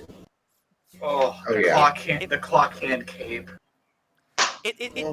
It's clever because it not only implements the time motif, but it gives him a cape that once again invokes the sense of regality. I also love the opened collar look he has on the base of the suit. It looks great. Yeah. I do find it kind of amusing that because of the way the characters are written out on his face, that a lot of people thought there may have been some association between him and Shocker. Thank God there wasn't. Even though they actually kind of did do that in a stage. Stage shows don't count. Yeah, I know. No, they don't. Yeah, they don't count. Because I sure as hell am not watching a stage show. We'll discuss more of Omagio himself when we get to the actual villains. Oh yeah. Villains. But needless to say, Omagio is the best suit of the bunch. Now, quickly going into the returning cast members, I feel the only ones that I feel are worth bringing up here are, I'd say, three of them. Yeah, the first is Kenzaki and Hajime. Oh yeah. Especially Hajime, who is definitely, while he does still have a harsh edge to him, you can tell he's a lot more gentle.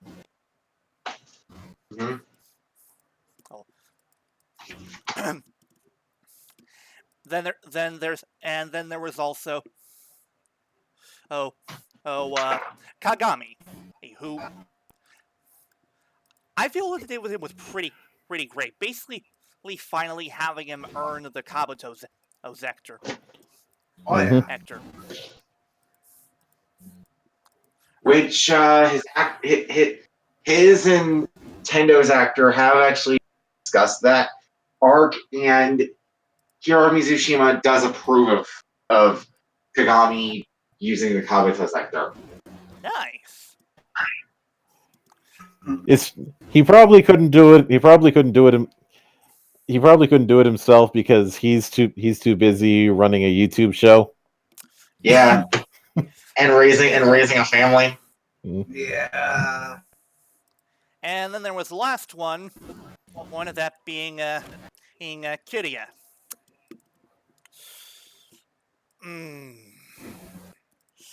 On one hand, I want to give him credit for trying to redeem his character from Hibiki. On the other hand, this feels very half-hearted. No, yeah. Let's be honest. Out of the two appearances that Kirya's actor made in Zi-O, Zoronos was the best, considering.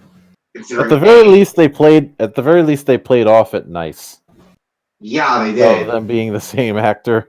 I love Yeah. that. I love that. But I feel like they really wanted Hiiro Hibiki's actor to come back for this, but he's probably still mad about how he was treated last time, so they had to There's the scramble. whole thing about him getting death threats from a few years ago. And I don't think it helped the fact that he saw the guy who basically ruined his series was working on this one. The moment I was like, nope, thank you. Yeah, no thanks. Oh God! God damn it, Hiiro! All right. Now to finally end things, end our discussion with the heroes, let's talk about the two most returning riders. That being Tsukasa and Kaito. Yeah. I honestly And sorry, go ahead, Mildra. AKA Kamen Rider Zi-O. AKA Kamen Rider. Kaito, I'll start with Kaito because he's the easier of the two to go over in this. Kaito was Kaito, even though his new outfit looked like he had found religion, or maybe auditioning for being a Makai Knight. No, Mildred. What you don't understand is off-screen he actually stole Hulk Hogan's as coat. That is perfectly reasonable to me. But That actually makes a lot of sense. the real star of the latter, the real star when it came to the recurring folks, especially in the tail end of things, was Tsukasa. Oh, absolutely. I agree.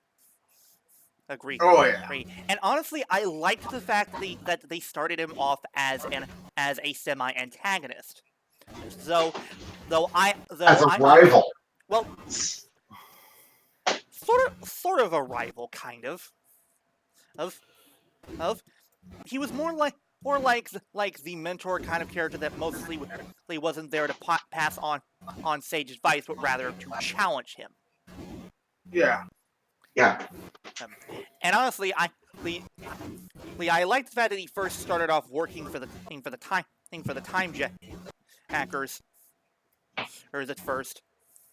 Or is it constantly butted heads with Sogo? Oh, and I will say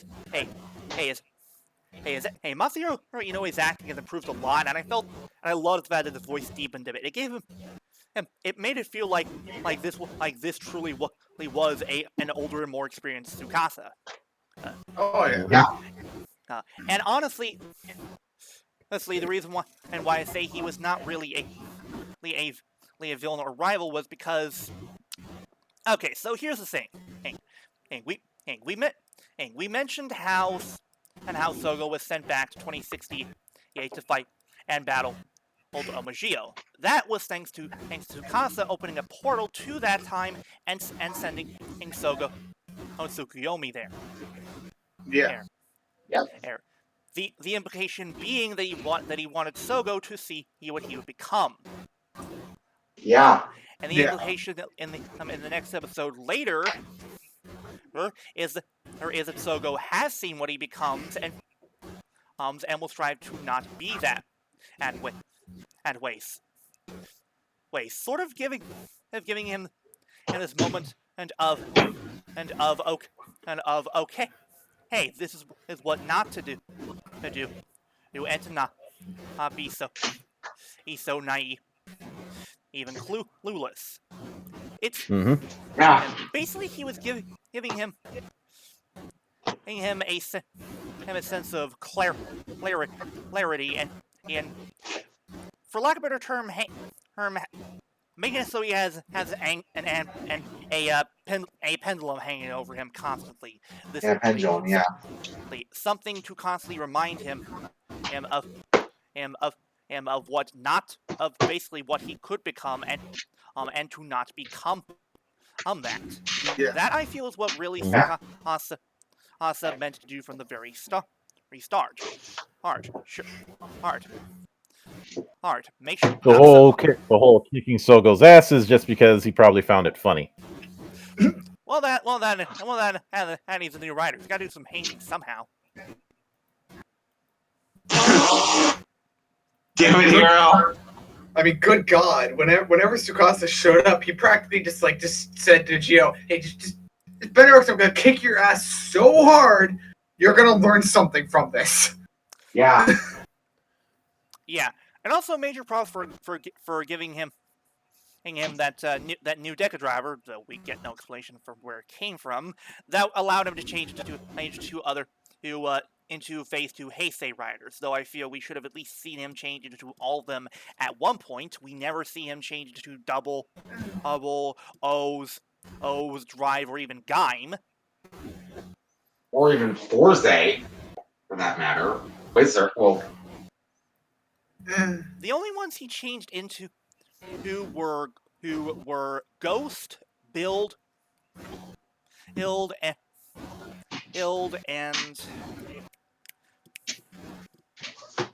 see Ghost, Build. I think he turned into Wizard at one point. Yes, Wizard.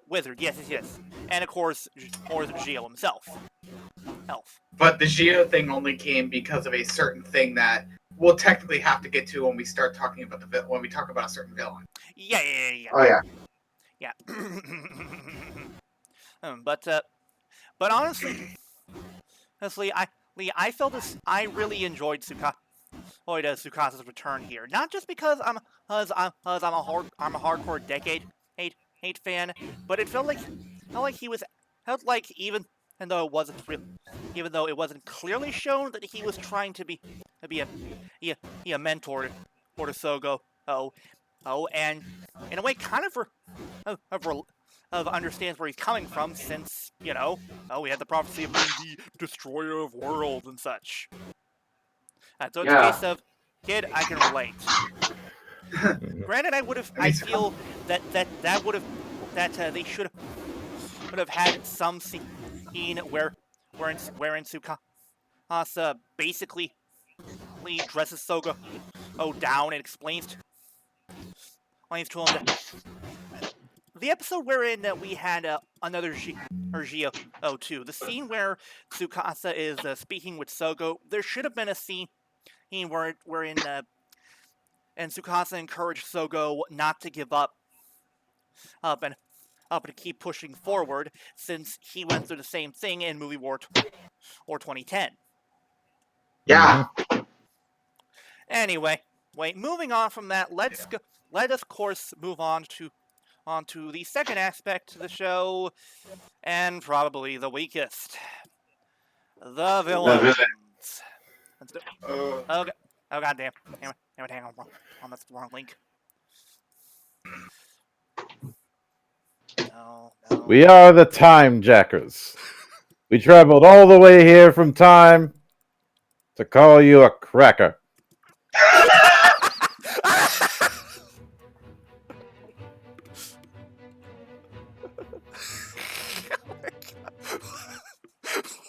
What are you from, Mildra?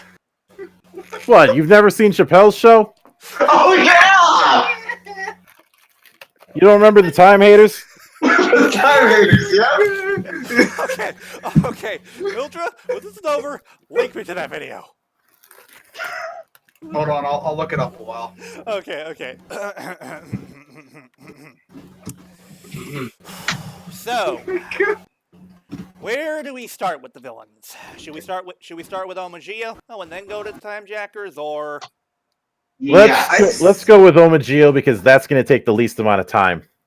Right. Yeah, I say we start with the strong. We start with the strongest and then end with the whimper. Okay. Much like the show. Yes. One other character we got to briefly mention and when it came to the heroes, the return of Miharu, aka Aqua. Yeah. Well, that was pretty great, and it was nice to see him. It felt like he got some sort of development. God damn it, Mildred, I see the video.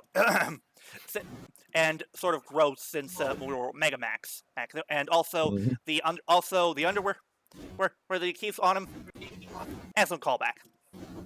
Yeah, nice touch. Oh yeah.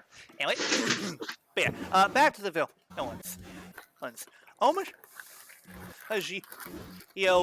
Well, there was definitely no joke around. He was without a doubt the strongest rider in the whole damn show. Oh, probably even stronger than fucking Tsukasa. Whoa. Oh yeah. Oh yeah. This motherfucker pretty much waves his hand and nukes pretty much almost everything around him. Him. I'm telling you guys, Exterminatus. It works. Yeah. Well, Omagio. This is basically Rider Exterminatus. Yeah. The thing was, though, also, is that, yes, like Zi-O, the thing was, though, yes, he had to use the watches, but unlike Zi-O, he didn't have to slot them into the belt first. Oh, no. He just presses the button, and he's gone. He just activates the ride watch, and for a brief moment uses that rider's power. This could be from summoning Drag Redder, summoning a Kuga Destruction Glyph, or even summoning a horde of bats from Kiva. Yeah. Which, that was the weirdest one, because it's like, oh, you know, here comes Drag Redder, here comes the Glyph from Kuga. Oh, it's some bats. Well, what would you have done? What would you have done? Have him stick a giant Kivat on him? Castle Doran, anyone? Yeah. I don't know. I don't feel that would have worked. And not only that, we already had that when it comes to the villains, which should we even mention the Time Machines or?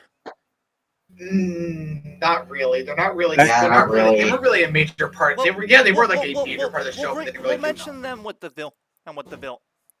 villains, but that's it. Yeah. Yeah.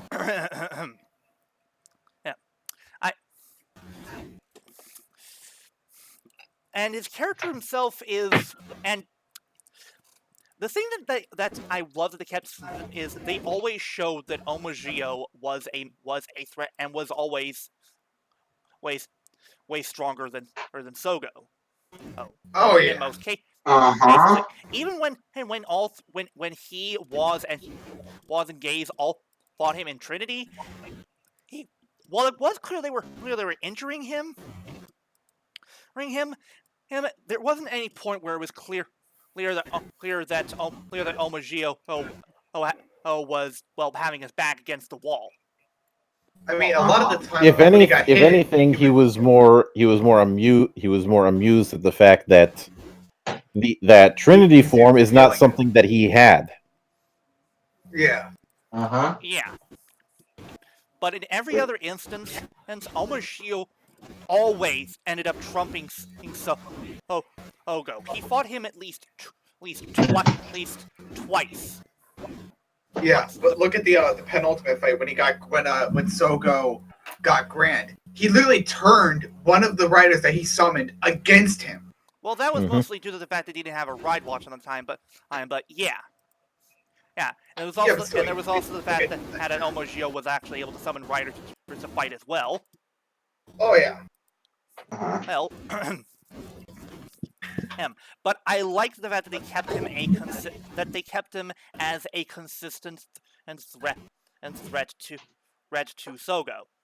Oh, I was honestly worried later on that they were going to nerf him in some way, but they ended up not doing that at all. They always kept him as powerful, even to the very end. Yeah, I mean, eventually they did it. I mean, eventually they did kind of get rid of him, but by the end of it, it was because of something that he willingly did. Now, as for his character, it's perplexing. Hey, Very much so. No, wait, not perplexing. Perplexing isn't the right word. The better term is vague. Yeah. Oh yeah. The only thing that we get out of it is an arrogant bastard that could out arrogant bastard Gilgamesh. And another thing is even from the very start, everyone was suspecting that Omagio was going to end up being someone else, because every time we saw him in his human form, they always kept his face in shadows. And usually in media, there was a prevailing. And usually in media, there's that's a storytelling tool meant to keep someone's identity a secret to the audience, because most of the time that silhouette is someone you would recognize eyes otherwise. Yeah. Hell.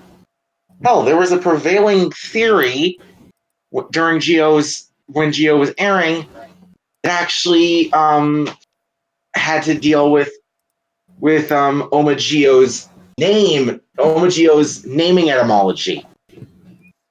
Yeah, The fact that Omagio could have possibly been Junichiro, Sogo's uncle.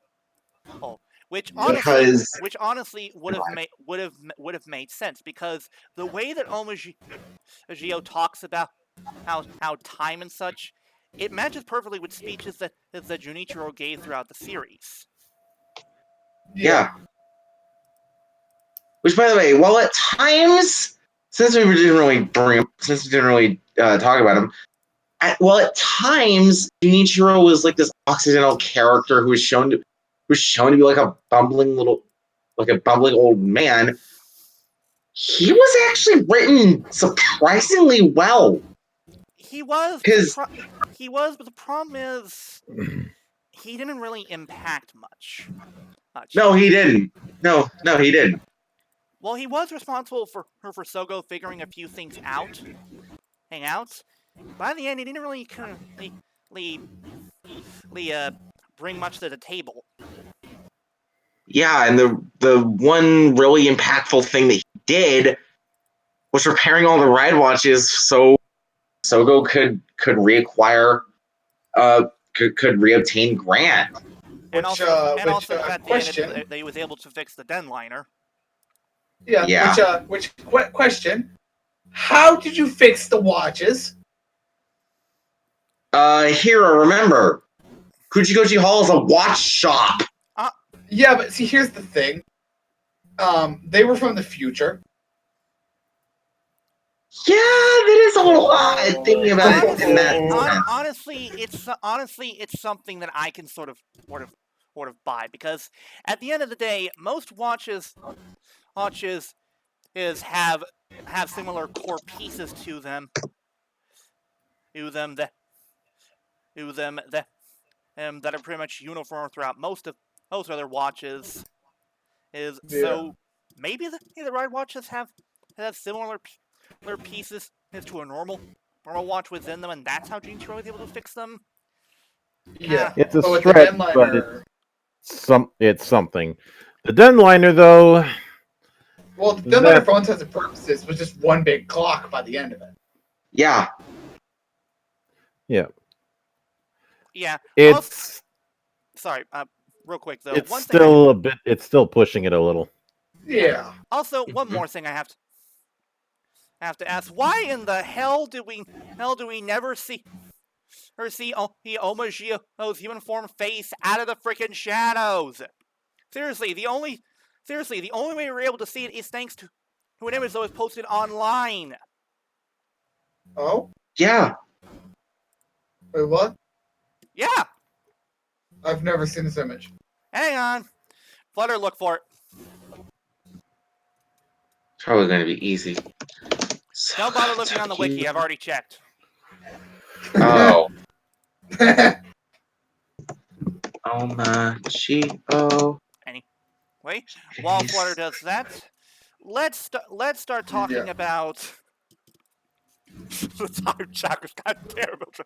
I'm not gonna be able to get that joke out of my head thanks to you. You're welcome. Oh my god.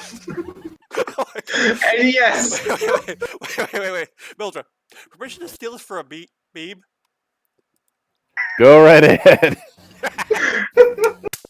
Hey, Hiiro, here's the actual image of old Sogo as Omagio. Okay. Oh. Okay, I think I just... Yeah. That's basically Seiji Takaiwa in Royal Guard. Yeah. That isn't the Royal Guard that he wore when he was Gyro and Ghost. Anyway. And damn right, Seiji Takaiwa should be treated as royalty. He bow out of Mr. Counter, bitches. Yeah. Anyway, let's get to the time jackers. Okay, which one should we start with? Do we start with the Let's save strongest, Schwartz or do for we start last with and start with Aura and Aura. Aura. I'm gonna start with Aura because it's once again a case of having a decent start to a personality and then not finishing. In her case, Yeah. it is Ice Queen, Yeah. Yeah. which that's nice and all, but you can't just leave. You can't just rest on your damn laurels. Nope. And because of that, it's a case where she ends up underachieving, and the person who ends up overachieving of the three is Yeah. who's a very low-key like person, who's a very low-key like personality. And obviously when I say that, I do not mean the Loki from Marvel, but more in the The traditional actual Loki from Norse mythology. yeah. Just without the whole parentage thing. Yeah, that's always been a weird topic in Norse mythology. Yep. But more importantly is the fact that you definitely have the whole playful prankster kind of attitude that he has, and we were all getting the stopwatch ready for when he was going to make a face turn and then immediately kick the bucket. Yeah. Yeah. Yeah, which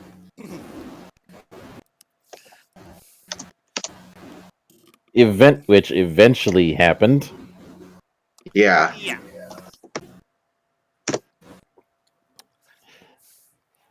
But then there was Schwartz. Oh, No, not that one. Hold on, real quick.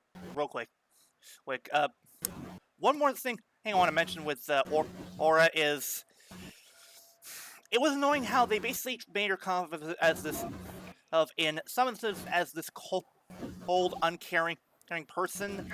Yet in some instances it shows that she cares about Ur. Mm-hmm. Instances where it shows that she's Yeah. uncaring is the incident with another Kikai. Yeah. And also there was stuff with another drive. Mm-hmm. And of course, and then suddenly during the whole thing with another Zi-O 2, and after or dies, now she suddenly cares. What? Oh, and if you're wondering, where's the backstory for the what backstory? There is none. There is none. I didn't get any. They had no backstory, and we'll get to that later on. But the one thing that basically is unifying with all the Time Jackers is it's clear that they came from the same future as Tsukuyomi and Higeisen was, except they want to actually change to put someone else in as king. Anyway, speaking of kings, let's move on to Schwartz. No, not General Schwartz. No, not Schwartz. No, not that Schwartz. No, not even Schwartz from freaking and Spaceballs. There's Schwartz. Which let me point out for the record that there is a disturbing lack of black in his outfit. Yeah, when his name is the German word for black. Good God, man! You couldn't have at least wore a scarf. Honestly, it kind of looks like he modified one of Chase's jackets. I kind of see that, but at least wear black. At least wear one black outfit. That should Why not have him wearing a black? Have him switch out his standard purple for a black outfit later on when he goes full on big bad mode. Yeah. Mm-hmm. Now, that being said, And now we get to one of the I worst do have to aspects give- of the show. Schwartz. Schwartz. I Schwartz, do- Schwartz. I do admit, in his first run, his first few arcs where he started making an appearance and gave off the vibe of this is the guy the other time jackers are afraid of. Yeah. Mhm. That was definitely effective. The idea is that while they may experiment and they may try and the others may try and appeal to the personality of the another riders, Schwartz just dispenses with that and uses them as his own little guinea pigs. Yeah, one of his main phrases that he uses is "I care not for your opinion," and a case where you can see him a case of experimenting is in the two-parter arc with another 5/another Forze, wherein he basically came up with the idea of actually stacking one rider power on top of another one. Yeah. Which honestly Let's be fair, gave that's rise. actually kind of brilliant. Yeah, which honestly gave rise to a different person doing that later, but you know, that's Yeah. besides the point. But the other factor is that even with that coldness, he generally had a good sense of strategy on his shoulders, which He is did. why it's all the more frustrating that he ended up setting the land speed record to having the best characterization of the villains to the worst characterization of the villains. Yeah, at first, Yeah. Schwartz came off as this master manipulator / puppet master. Basically, is that the Time Jackers, Zi-O, even Waz, they're all just pawns to him. Him in this game. And then you find out what his actual end game is, and it's rather stupid. Mm-hmm. So Yeah. He pulls a fucking Hamlet. okay, You never did that. Okay, boy and the girls, time for backstory. So, for those of you who are wondering, how exactly are the Time Jackers able to stop time? Apparently, it's because of some sort of royal bloodline, and Schwartz is part of that bloodline. Fine. How do we're an orphan in Sure, still on that. We'll get back to you at the later date of never. Yeah. However, plot twist. Tsukuyomi is actually Schwartz's his little sister. Meaning, yes, Whose real name is Alpina, meaning, which is a reference to a Swiss watch company. which, by the way, I will say this right now. How the naming scheme that they went with when it came to each of the Time Jackers, that was honestly kind of genius. Mm-hmm. Yeah, actually using the Italian word for time and the French word for hour. Right. Anyway, so back to Schwartz's main plan. Mildra, take it away. So his main plan to prevent the destruction of his particular world was to utilize both the time controlling powers of the true heir to the bloodline base, and this is why I say pulling a Hamlet, the whole you were the one who was chosen to be the successor when I was the one who should have been. You know, because we hadn't seen that. Yes, we get it, Toho. You've seen Lion King, Toei, yeah. but his whole idea to prevent the destruction of his particular world is to eventually was to appear in the past and instill the idea of making Sogo the king, so he could take his so he could take his power, and more specifically the power of Decade, and becoming another Decade in the process, even though they've never gone into full detail about how the Another watches are made. Yeah. So we can somehow merge all of the 20 Rider worlds into Yeah. one. Oh, and yeah, people, we're going back to the Rider multiverse thing. And for those of you who hated that a decade, Even though all the worlds were combined, and then there was the whole new world thing, and then there was also the fact that the series was about time travel and not world hopping. And there's another theme to this series, but I'll get to the scene section. so yeah, not until Last Jedi would come around where I would see one particular plot point just completely destroy so much in a narrative. Yeah. I guess Ryan Johnson is a fan of tokusatsu. Oh! Oh! No, I take that back because I'm sorry, Toei. Even at your worst, I don't want to reduce you to the Roundheads level. Yeah. Thank you. But more on point. This sort of plan that borders on a full on Xanatos gambit has even with that, how would uniting all the worlds stop his world from fading out? If anything, Yeah, you'd screw over 20 other worlds. And more importantly, Yeah. we don't even learn why this is happening. Why it is happening into this world. Or what is the cause? Nobody knows! Nope. Nope. They literally don't tell us anything. They don't tell us anything. It just raises so many And questions.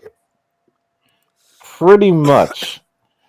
And once this ends up happening, then you have the whole thing of taking people and using them as a medium to summon dark riders.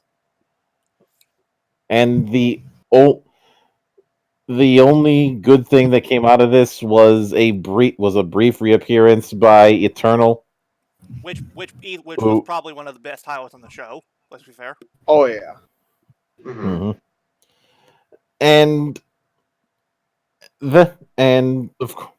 even though there was that nice bit of a touch of Tsukasa hiding half of his power in his ride watch, Yeah. there's ultimately the problem.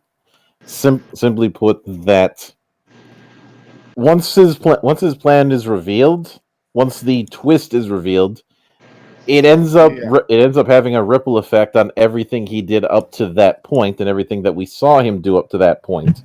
And not only that, it basically removes Omagio as not really as a threat, but as an inevitability. Mm-hmm. Yeah. Uh-huh. Also, if it was so damn easy to talk to somebody and put the idea in their head of them being the king, why not just try and become the king yourself? Yeah. Instead of wasting your time trying to instill the idea in somebody else and then you usurp them, why not just cut out the middleman and do it yourself? Mm-hmm. Honestly, Hell, if they you can easily do that. Honestly, if they wanted this to keep the idea of him wanting to have someone replace the king, it would have been better if all along his true candidate it was oh damn it, I'm trying to remember his name. Hiiro. Yes, thank you. Because the thing with Omagio is that he is very very cruel. He has a lot of hatred in him, and has very little sympathy for others. similar, Yeah. a similar kind of attitude that Hiryu had towards most things.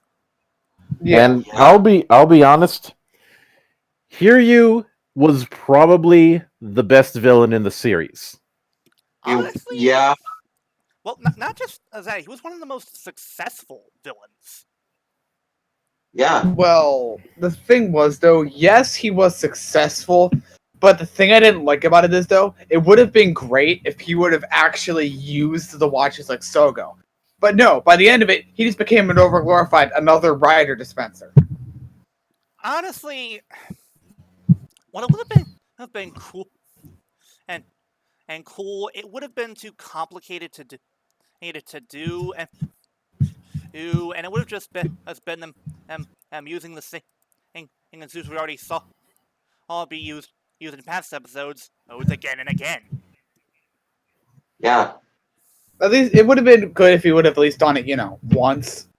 But even with everything that happened, he never had a. If you want to see that whole nemesis thing in action, Hiryu was the closest thing that we got. Yeah. Because he would keep coming back, and it was and even when he was completely beaten, he didn't go through some redemption piece. He lost continuing to hate Sogo. Now, the reason for this hatred is due to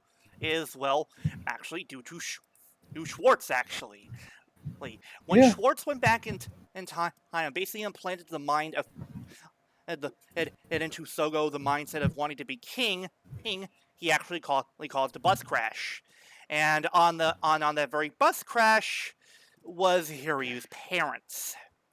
Yep. And the thing is, when the kids were visited, when Sogo was visited in the hospital, his uncle came to visit him. Meanwhile, Hiryu had nothing. He had no relatives. He had no family left. He was all alone. Yeah. Yeah. Honestly, what I would have expected would be if Hiryu found out that Schwartz was the one who basically caused his parents' death, as basically says fuck you, I don't take orders from you anymore. I'm king now. Yeah. Mhm. Which would have been a nice turn, especially since, given the fact that we have him as another Geo and then another Geo 2, why not go all in and have him be another Grand Geo? Which there is actually. Lee fan out there. And look around. Yeah. Around viewers. Mhm. Yeah. So I will say, hey, when it came to the alternate timeline, Hiryu, why are you trying to cosplay as Killmonger? Seriously, what's with the outfit? Look, Hiryu, if you're gonna cosplay as a character from a Marvel film, you can do better. You can do better than Black Panther. Hashtag Wakanda forever. Anyway, now that on the subject of now since we've gone over Schwartz and how much he freaking sucks. Oh, and also there's the fact that the Schwartz sucks because of the fact that he freaking killed his own sister. Yeah. Which, well, I still hate that heel turn. Alright, if you want to hear our full thoughts on it, go watch our riff of the final, watch our look at the final 2 episodes of Zi-O. Oh, but since we already started talking about Hiryu, let's discuss the other rider suits themselves. And I will say, holy crap, these are absolutely amazing. Oh yeah. And some of them were even a little nightmare-inducing, because Jesus Christ. Yeah. What I love about all of them is the fact they're not just basically a monsterized version of each rider they represent. There's also clever clever hidden details on their suit that actually is a great polar opposite to the themes of the rider they're representing. An example with that would be another build. If you notice closely, there's bullet holes on him. Yeah. And what was Sogo against? I'm sorry. What was freaking and Sento against?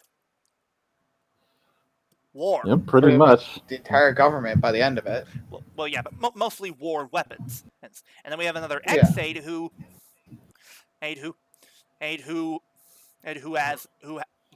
again looks like he's trying to cosplay as the Predator.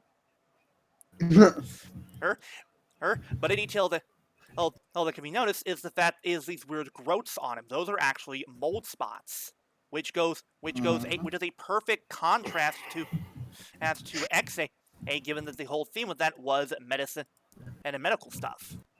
Yeah. While some rider suits were better than some of the rider suits were better than others, there wasn't really one overall that I could say was bad. Yeah. The closest I'd say would be another Ghost, and that's just because the face looks a bit goofy. Yeah. Like he has this big dumbass grin on his face. I really enjoyed another Hibiki. I will say this right now. What I feel would have worked for another Ghost was well, take an aspect from Pokemon. Who remembers the Pokemon Baynet?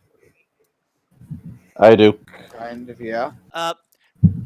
Remember how he has that zipper basically for a mouth that he basically pulls open and such? Yeah. I feel that's what they should have done when it comes to the facial part of another Ghost. Yeah. That I can definitely go with. I will freely admit that when it came to the another rider designs, I like that they were a decent little capstone of the various abilities. And the two designs that I enjoyed the most were another wizard and another Hibiki.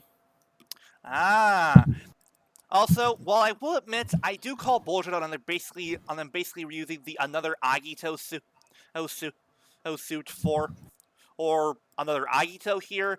I give them the credit for being clever with the usage of it, basically being a whole zombie plague thing. That honestly, Lee was fine.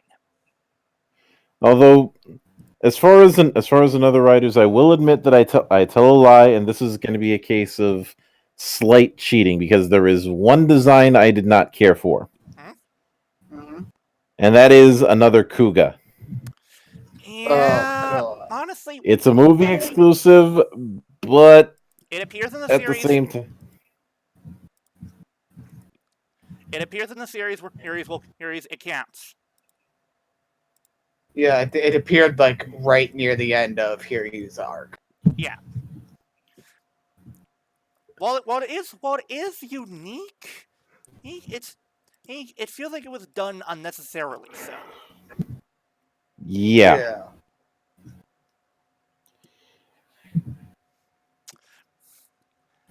Well then, since you've discussed some of your favorite designs, I'll discuss some of mine.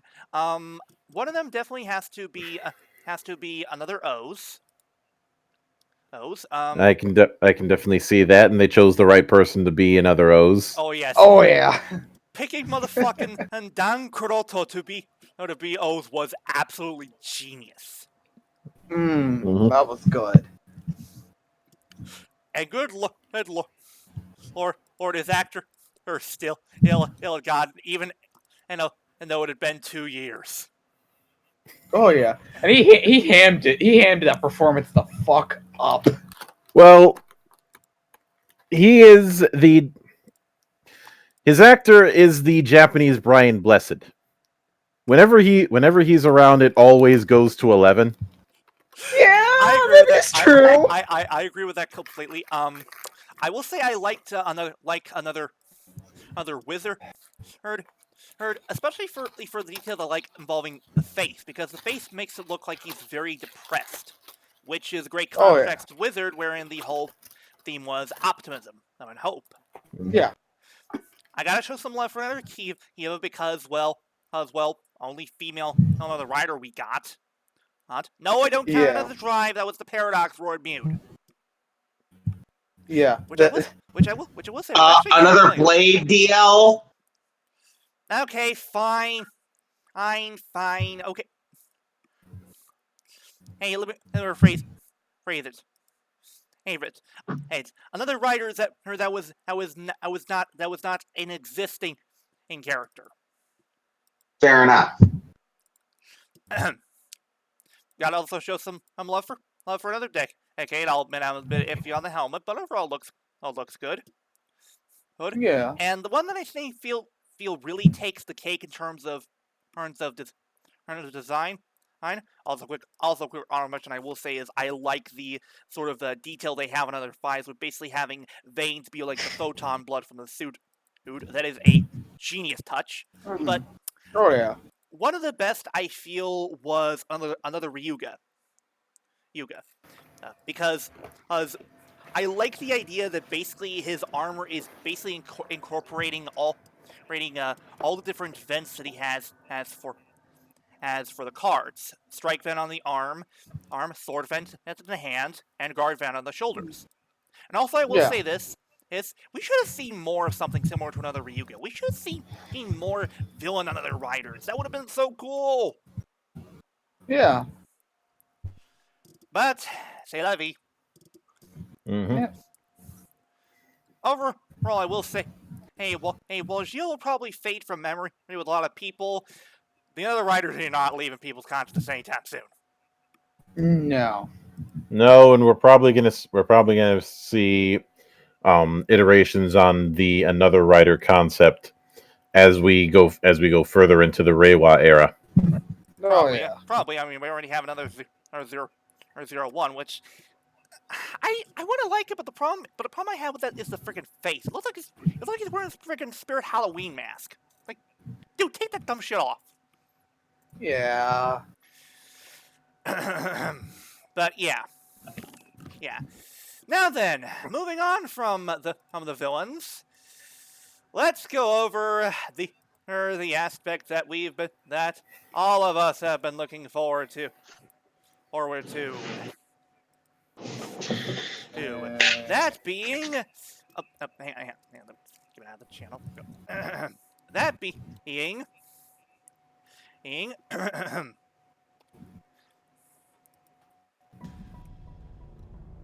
behind the scenes stories. Oh boy. So, first off, where do we start? Do we start with this? First off, there's the whole first. Oh, I don't know. In the final, they reveal that Woz is an AI, which you don't reveal it in a final stage show. You revealed it in a series. And if he was an AI, then and why was he acting like a human? Yeah, let's just ignore that stupid part. Thank you. Anyway, so the major. Okay, so let's start at the beginning. So apparently the show. So apparently the show was supposed to explore the concept of what could have been if Zi-O never existed. More often because of a limited time frame and budgetary constraints, they couldn't. Let that sink in for a second. They wanted to do a It's a Wonderful Life. Yes. Kamen Rider edition. Mm-hmm. Yeah. You kind of have to have somebody established first before you do the whole what would happen if you never existed. Yeah. There's a reason why that kind of concept isn't stretched longer than a film. Yeah. And not only that, if they're trying to go with that with the main Heisei Riders, what I feel really makes the whole thing lose its punch is the fact that the villain factions fade away along with the actual rider, which makes no goddamn sense. Yeah. And Anyway, and it's like, why didn't we see a world run by the greed or such like that? or a world run by the Dopants. Or hell, how about a world where we're in the roid mutes have basically replaced almost every single fucking human. Yeah. Go for a Paradise Lost sort of thing. You've already done it. And even with that, the other problem is that again, that whole there's not enough meat on that particular bone to last for a full series run. No. I mean, it would be like watching It's a Wonderful Life 50 times. Yeah. Yeah. Anyway. Right. So hold on. Was there anything else you wanted to say, Mildra? That's about it as far as that particular thing goes. Now, I will admit, in the interest of disclosure, that a lot of the behind the scenes info that you guys are talking about, this is my first time hearing on it. I've been out of the loop on this particular matter. Right. All right. Anyway, So now, let's skip to Heisei Generations Forever.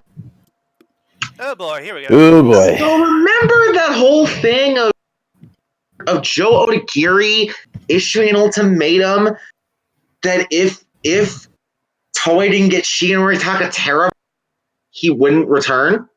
Mm-hmm. That apparently was never planned, because Shirakura actually knew that was impossible, even if they somehow convinced him otherwise. Wow. Yeah. What a jackass. He was happy, however, that they did get Takeru Sato back in time. Hooray for small miracles. Woo. Honestly, I hate to be Now here's the bit. Honestly, I hate to be that guy. But if it was either getting back Odagiri or getting back Sato, I say, hey, Odagiri should have been the one that got back. Because I don't know, that movie around Kuga for majority of the film. Yeah. Not exactly a good idea to write a film wherein they're supposed to be focusing about the impact said character had on the film when you can't even get the actor back. Yeah. Anyway, now here's the big behind the scenes, like what could have been that all of us have expressed displeasure over. So, remember the whole thing with Tsukuyomi's past not being explained? Yeah. Yeah. That was supposed to be a bigger part of the show's mystery element, but Nope. The reason that was never shown in the series was because of the fact that they could never decide on a design for her rider form, so they continuously delayed until the penultimate episode. Okay, I'm gonna say this right now. I call absolute bullshit. So do I. You can show backstory without having to rely on. No. Not that part. The whole taking so long to figure out a design for a rider form. It took you until the very end to decide on rider-like version of a normal suit with a freaking moon crest visor for her to match her name. Right. Yeah, sure. Press X for doubt. Yeah, press X to doubt. Yeah. Anyway, Shirakura always planned for Tsukasa to play an important. But wait, oops. But the problem became, well, why can't Decade solve this problem since he's already so powerful? The reason that is the actual reason that Decade was never an actual rival. They didn't want to make him too OP. Seriously? There are better ways of working around this, people. Mhm. The decision, however, the decision to make him sort of like anti-hero, like the anti-hero foil to Sogo, was made literally last day, the day that Masahiro showed up film. I see. Next, Masahiro Inoue was the one who requested Kimito Tani, Kaito's actor, to return, since it wouldn't make sense if only Decade showed up. But since plans for future episodes were already made, Kaito had to sit back for a while until they found a spot for him. The Blade arc was crazy because of that, because since Masahiro gave up his filming slot to have Daiki appear earlier. Which honestly, Liguna on Masahiro Inoue for going the extra from my aisle and basically trying to get Kaito back in, since he's right. You can't you can't have Decade without Kaito. Where one goes, the other follows. Mhm. Yeah. Anyway, the question of the timeline came up. So next, Flutter, you cut out. Next, the question of the timeline of the series came up behind the scenes, to which both Shimoyama and Shirakura said, "Hey kids, watch Gates Majesty to get a better picture." What? That is literally the only reason that it's being made. To explain away the timeline. Nothing more, nothing less. Wow, that is absolute bullshit. Yeah. Next, the idea that... No. I'm sorry, I'm not here. I'm sorry. You should not have to make a freaking V cinema movie just to explain half of the shit in the series that you didn't bother her with Mother of God. Oh my God, it's freaking Inspector or Rebirth again. And the worst part is you know I'm right. You know I'm right. And it doesn't help that the writer for Ghost worked on this. Well, no, that's the writer for Ghost. Never mind. Yeah, it's an injured. Whatever. There we go. Yeah, but whatever. The idea of multiple Wazas existing to herald the most powerful rider was always something that Shimoyama wanted, but it became problematic when Geo Trinity was introduced, aka the form we weren't supposed to know about. So the idea for multiple Wazas was actually scrapped. That's why we only got white. Makes sense. Still not that good, but it makes sense. I'm a little iffy on that idea. What about you, Mildra? I think that could have diluted things a little bit much. So that's something I'm perfectly fine with leaving on the cutting room floor. But I'm beginning to notice a bit of a pattern, and it's a pattern that I've kind of hinted at, because if you guys recall, a while back I had speculated that there was some behind the scenes tumult, given how it seemed like things were being writ. Even just watching the show, not knowing anything in the background, it always was giving off this vibe that they were flying by the seat of their pants. Yeah. And now with all this being brought to my attention, I can safely say the following. Mm-hmm. Fuck you! I was right. Thank you, Razorfist. Oh my God. Love that. Anyway. Bravo, Mildra, well done. Because Anyway. Oh, go ahead. the only thing I got wrong was how much of a clusterfuck it was behind the scenes. Anyway. Yeah, like, good God, and I thought a decade's production was a nightmare. Anyway, so the whole thing about Gates dying in the final episode, there's a behind the scenes reason for that as well. Oh God. All right. Shirakura wanted the show to Sogo's character growth more since he had to become the Demon King somehow. But the issue was he's too nice. They had to do something drastic to cause that sudden. They had to cause that sudden darkness in him, and they couldn't kill off anyone to make that happen midway. When asked if Gates was always planned to die, Shirakura explained yes, but they had to save it for the finale. And honestly, I'm sorry to say, hey, but if you're really going to kill off gays, why the fuck did you bother killing off Tsukiyomi then? Yeah. Seriously, you could have killed off just one of them, and it would have been enough to push Sogo over the edge. But no, you decided to kill both of them, because why the fuck not? And since you go with the magic reset button, it was completely pointless. Yep. Hold it. Yep. I can get that button. Hang on.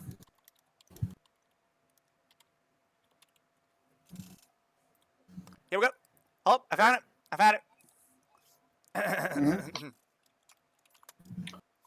So in other words,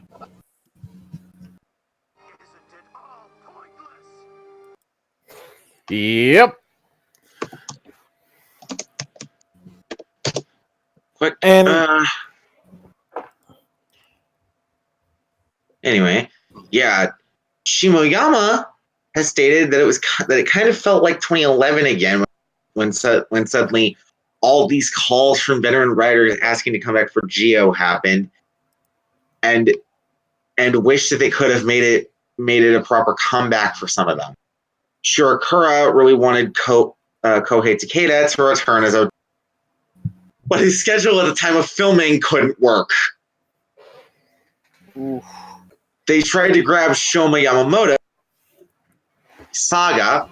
hold on, Flutter, you cut out. They tried to bring back Shoma Yamamoto, or to grab Shoma Yamamoto or Saga, but even he was busy. Oof. Also, here is what I like to call the Shirakura stroking his own ego. Because next, Shirakura really wanted an Amazon's arc in the series after Grand Zi-O. Oh God. But the theme and characters of Amazons were too adult of a show. Or too adult for a kid's show. Still, elements of the idea were kept, like the fact the world was now overrun by monsters. Which, yeah. Well, gee, it's almost like trying to put a show that involves gore, decapitation, murder, and overall depression in an optimistic series about time travel was a bad idea. You frickin' moron. Now, I think Mildred had something to say. Go ahead.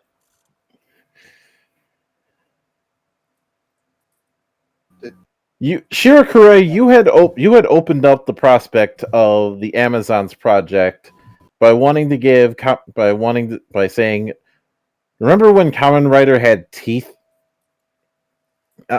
And you wanted to try and bring it into something that didn't, and you're surprised that this got shot down. Well, what did you think was gonna happen? Yeah. Anyway, here's something that actually explains something that happened. It's like wanting to request the Mortal Kombat character to be in Smash Bros. Rose. No shit, it's gonna get rejected. And it comes to the fucking story game. Exactly. But yeah, here's something that actually explains someone that they bothered bringing back for over Quartzer. Oh god! Yes. Purchasing the rights for Kamen Rider Oh God. was a blessing since Hiroshi Fujioka was traveling during filming and they needed some form of Showa to appear in the ending of the Heisei film. So when someone brought up that they had the rights to No Rider, Shirakura immediately called. Wait, let me get his full name. It doesn't matter what his name is. No, really, Flutter, don't even bother. Don't even bother. The Kamen Rider thing was a dumb move. That is the sole reason the Dark Age happened in the 90s. Noritake to ask if he could play the role again. And I'm sorry. Look, I get the fact that you couldn't head back Hiroshi Fujioka. That's perfectly understandable. Things happen. But you're telling me none of the other past Showa actors were available for you to call back. Not even fucking Zekros. Oh, not even Black, who you had do a full arc a decade ago. Yeah. Yep. Hell. If they wanted a Showa writer to appear in the, they have someone who has been more than willing to come back in the past for something else. Why didn't you call back Yutamo Chizuki to come back as Jay? Huh. That's actually not a bad idea. Yeah, you had options, and we know that there's that rejiggered Grand Geo ride watch that has all the show riders.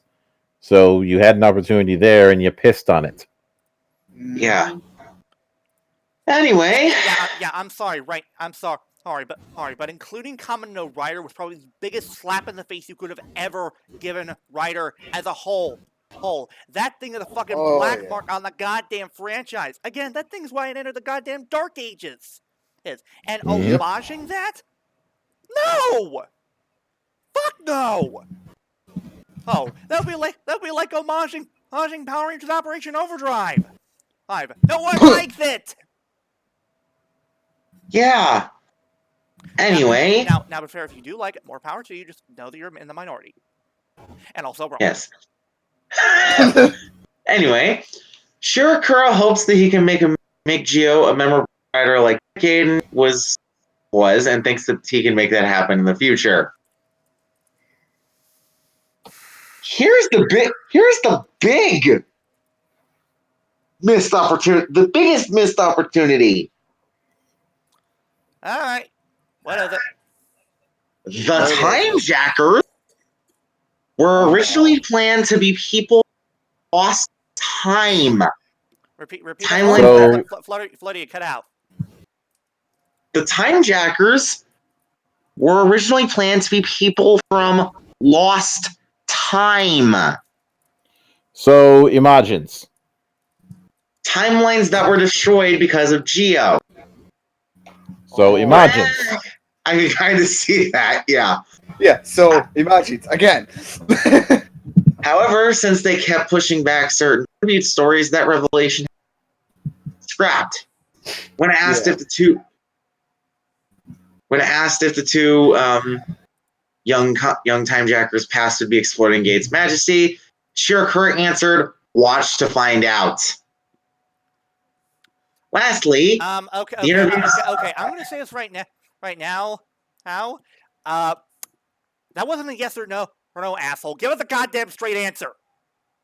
Yeah. Because you saying watch the film to find out, that gives the impression of either A, it's in the film, or B, you're trying to dodge the question because you know the answer we like is like we're not gonna like it. Uh-huh. I'm voting for no. Yeah. I'm voting for no too because if that Yeah, I'm was following true, that one. he would have said so. He would have said yes outright. He wouldn't have dodged the question.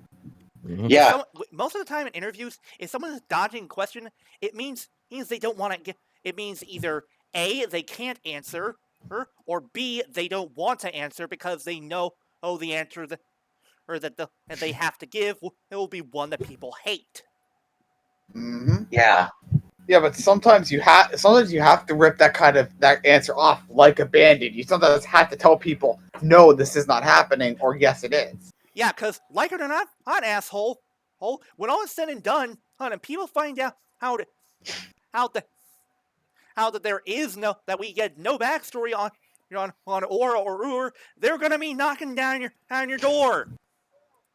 Yeah. In fact, I wouldn't be surprised if this actually is the last piece of content that he works on for Rider, because at this point, it feels like all the vitriol he's built up after Black RX is just gone, and now he's just taking his displeasure out on Rider as a franchise out on the. Well, let's be honest. He's had this level of displeasure since the end of Agito. Yeah. Because let's not forget, for whatever asinine reason, he first off, he intended for Kuga to be the destruction of Kamen Rider as it was, and second off, there was the fact that he thought that after Agito was finished, that we'd be done with this whole throwback to the past. And the only reason he got shot down on that is, one, because 9/11 happened, and two, TV Asahi forced his hand because they had bigger balls than he did. Yeah. And also, fuck you, asshole, for trying to base the morals of Ryuki off fucking 9/11. Shameful. Oh, DL. Shame. Here's the thing. Oh, You'll be interested as to how he. At least Shimoyama ends the interview like an actual producer.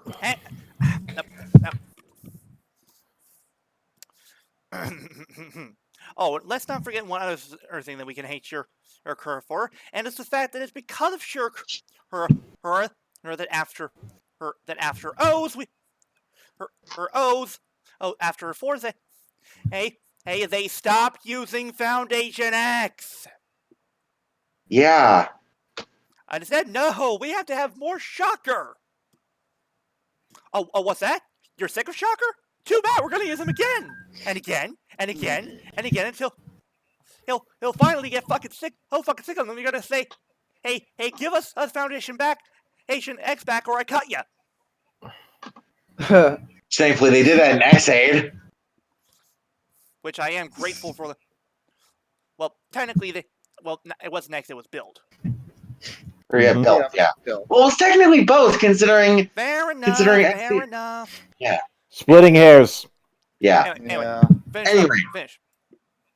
So, Shimoyama ends the interview that he was proud that he was selected to write the last Rider in Heisei. Zi-O was a journey that he will never forget, and hopes the children today don't forget him either. Shirakura, on the other hand, oh boy. said, Oh no. Zi-O ending the era of Heisei Flutter, felt like a Flutter, you keep cutting out. Yeah, you cut out a little bit. Zi-O ending the era of Heisei felt like a fitting end, but the stories and characters will live on. Even if Zi-O is supported by the past, his future is something he made. I hope kids understand that message. Mildra, I can tell you have some words to say, so go right ahead. Yeah. Look, I find it incredibly rich that he wants to talk about about stories living on, when you have gone out of your way to try and bury the past so hard. I would think you were a fucking Tumblr writer. Oh. Secondly,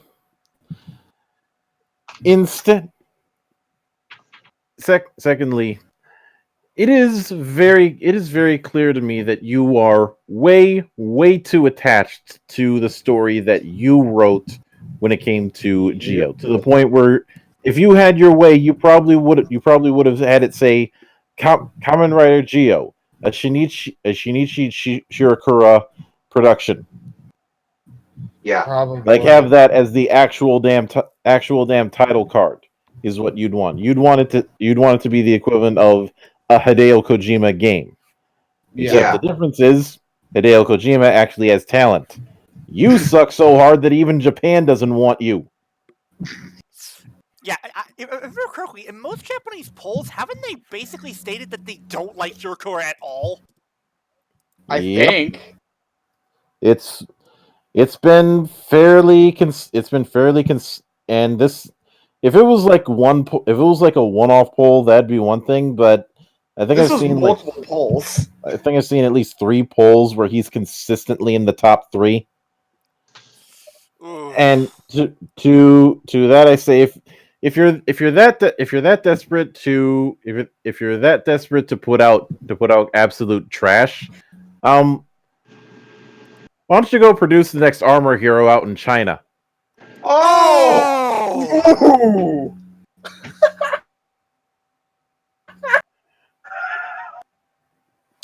Oh. Ooh. So then I have a perfect excuse to give you the same treatment that we give to commies on the monastery. The helicopter ride. Yep, free helicopter rides, except it's only one way.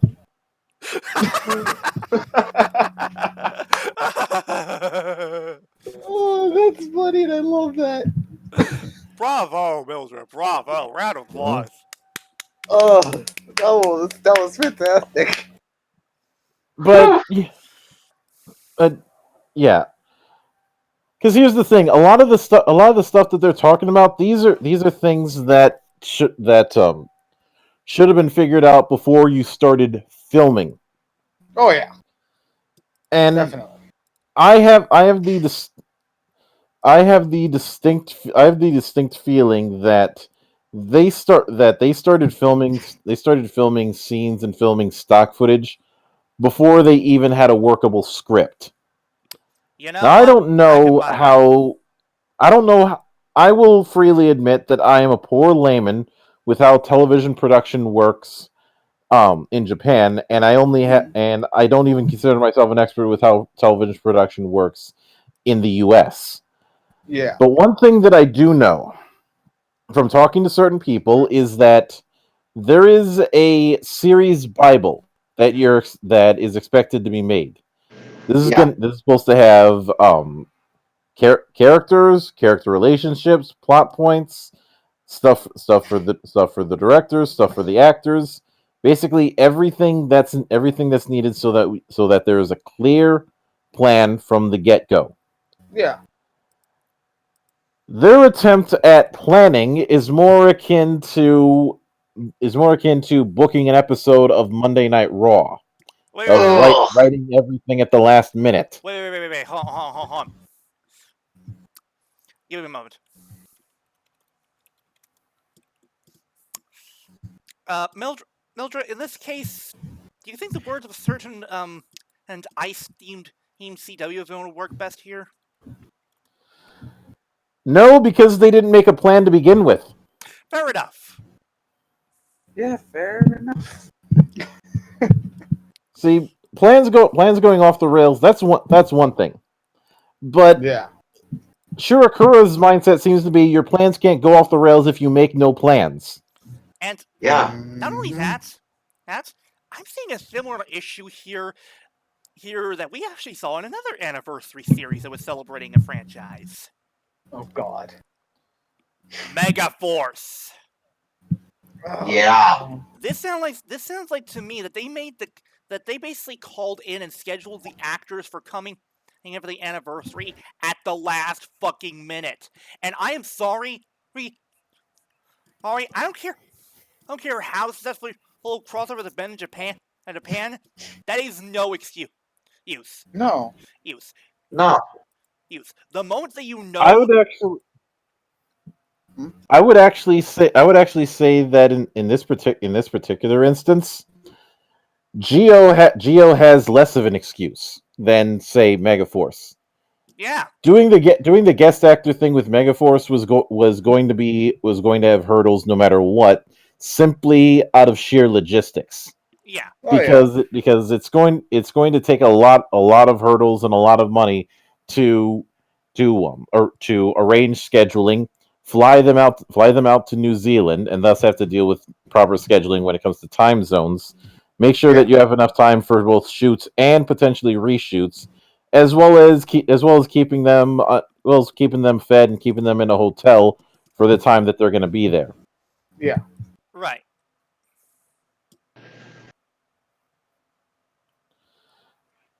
But in the case of Geo, not a whole lot.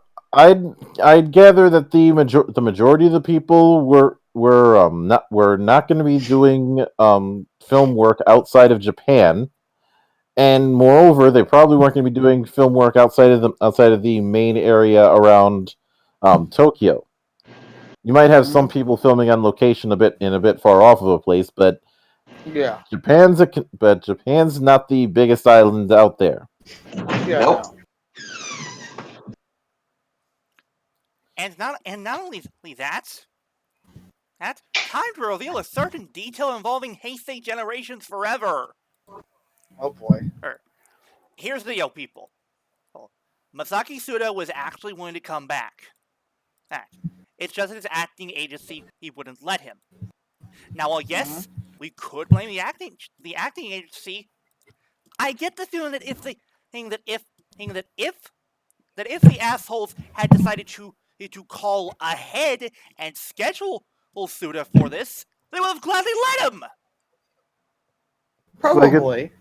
An agent, the job of an agency is to make sure that the client makes money, so that the agency makes money. Mm-hmm. And I'm betting the only reason they didn't let him was because they would have interfered with schedules with already planned movies, films, or television. Yep. Now, I'm going to do a bit. This is going to come off as a bit of humble bragging, but I have a total of 10 interviews that I'm doing throughout the month of January. Right. And the only reason that ended up being that many is simply because in part because I did an aggressive push, but also every single one of those interviews I had set up, had it managed, and have it written and have it finalized and punched in on my calendar at least 2 weeks in advance for each of them. Wow. Some of them, like I was supposed to interview the dev team behind Shades of Vengeance tomorrow, but they had to reschedule for another week. Right. But there's always a good amount of back and forth. If I have to reschedule, I'll let them know in advance. If they have to reschedule, vice versa. Yeah. When somebody is not willing to extend that in advance courtesy because they know that people just can't drop everything and work on this one project just because you want them to. What it is showing, it shows a level of disrespect when you're not able to do that, because you're sending the message that you don't value their time enough. Yeah. hell. Call me crazy, but I get the feeling that if they also had basically called with Sato and scheduled with him properly, really, the scenes with him probably would have been longer. Probably. Or hell, maybe it would have been a central part of the movie. Now, granted, I'm not saying this would have worked with every actor. Or they all would have probably been too busy regardless. And some would have not been willing to come back altogether. Oh yeah. Her in particular being Kuga and Hibiki's actors. But the fact of the matter is, if they had gone ahead and called them scheduling with them in advance, these issues probably wouldn't have happened. Oh no, none of this would have happened. Now, some may notice that I have not given as much scorn towards Shimoyama, and that's mostly because I don't see a point. Shimoyama is effectively nothing but a yes man for Shirakura. And honestly, the fact of the matter is, give Shimoyama all kinds of shit you want. He wrote the better episodes for Zi-O. Yeah. He definitely did, and I think he definitely deserves to be commended for making the best out of a no-win situation. Oh, absolutely. Yeah. I agree. He could have easily given up and just shown that he didn't care, but instead, he said, "No, this is the anniversary of Rider. It should feel important, so I'm gonna do that." Yeah. Mm-hmm. So what he did sucked, but at least I can say that he tried. Yeah. Yes, good effort. Have some steak. Yada yada. Mm-hmm. Yeah. But in the case of Shirakura, it just reinforces everything that everyone has said about him for the past 20 years. And when you can reinforce that by looking at a series, there's clearly something wrong here. Mm-hmm. Yeah. It's almost like he's. I have to wonder if his favorite film is The Producers. Why do you say that?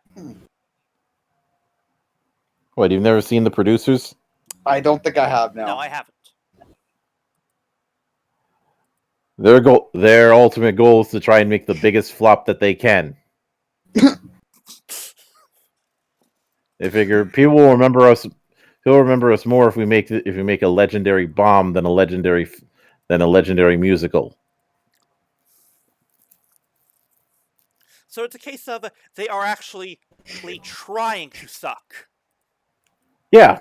Yes. Or as it's known in the sports world, tanking.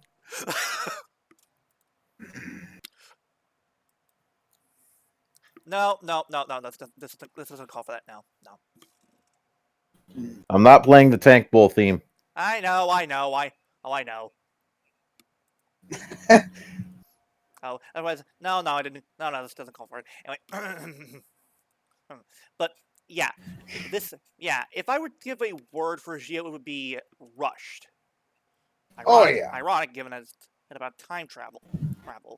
Most of the stuff done here, it feels rushed and done at the last minute.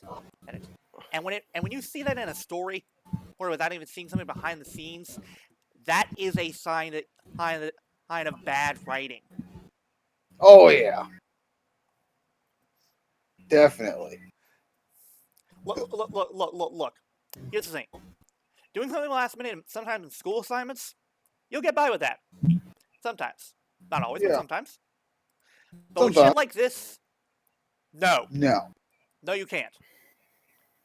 You cannot, and it will never work out. Ever. Oh, and the thing is, once you lose the audience by doing that, it's doubly hard to get them back. It's one of those Pavlovian things. There's certainly the rush thing, but I would say it all comes down to the fact that as much as there's been the meme from Captain Cold about making the plan, that doesn't mean that you shouldn't. That doesn't mean that you shouldn't have one. It's just one that you need to accommodate for the fact that things are probably going to go wrong in some way. Yeah. Because almost every single issue they had could have been solved with proper foresight. Oh yeah. Now, trying to get all these guests, you should have been taking steps for that when build was midway through filming. Because you knew it was coming. You knew it was coming. You couldn't have known this was coming. I mean, there was already a soft expiration date on the Heisei era that had been known about for months. Oh yeah. And even if that wasn't the case, there is no way that you would have been able to get, say, 19 guest actors. No. To No. We aren't asking for a miracle. No. no, regardless of how many guest actors they could have gotten, the fact remains that they would have needed a significant amount of time just to account for the logistical planning. Oh yeah.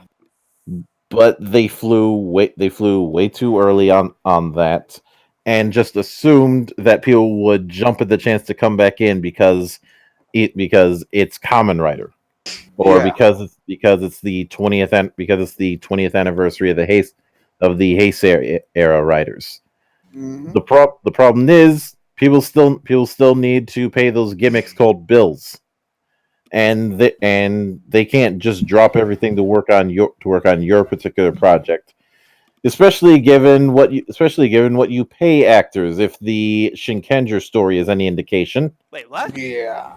Hold on. I haven't heard about this. You haven't heard this? No, I haven't heard this. I'm not the biggest Shinkenger fan. Please enlighten me.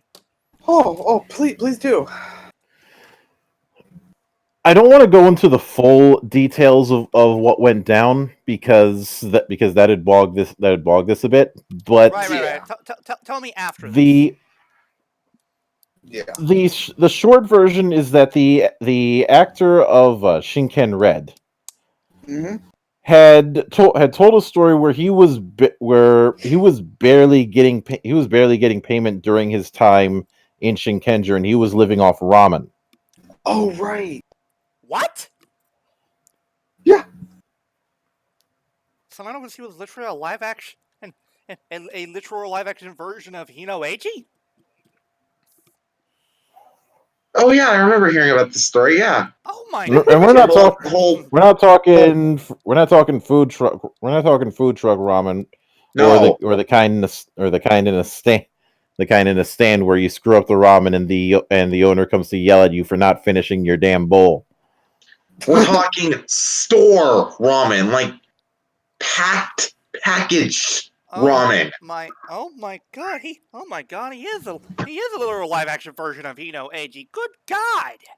That is no way to treat the head of the Shiba clan, assholes.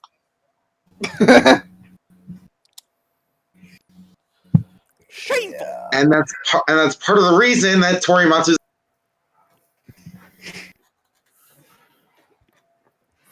That sucks. I wouldn't be surprised if some of the other people who are going to make guest appearances for Zi-O didn't come because they were being lowballed. Yeah, neither would I.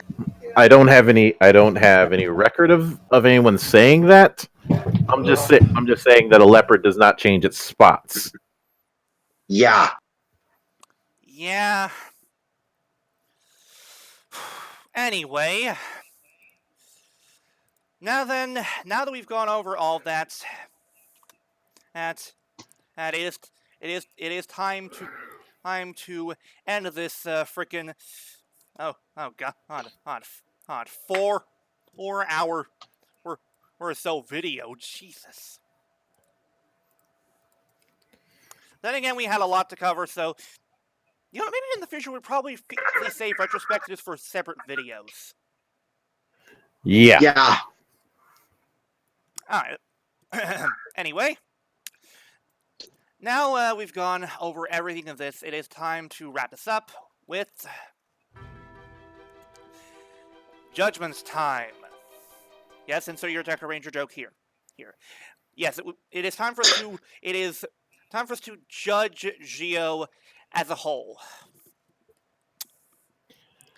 I am torn on this, because I want to appreciate what we had, but on the other hand, I can't excuse the shoddy work that they did, work that was done on with this, and literally showing that there was literally no preparation for it when there literally should have been.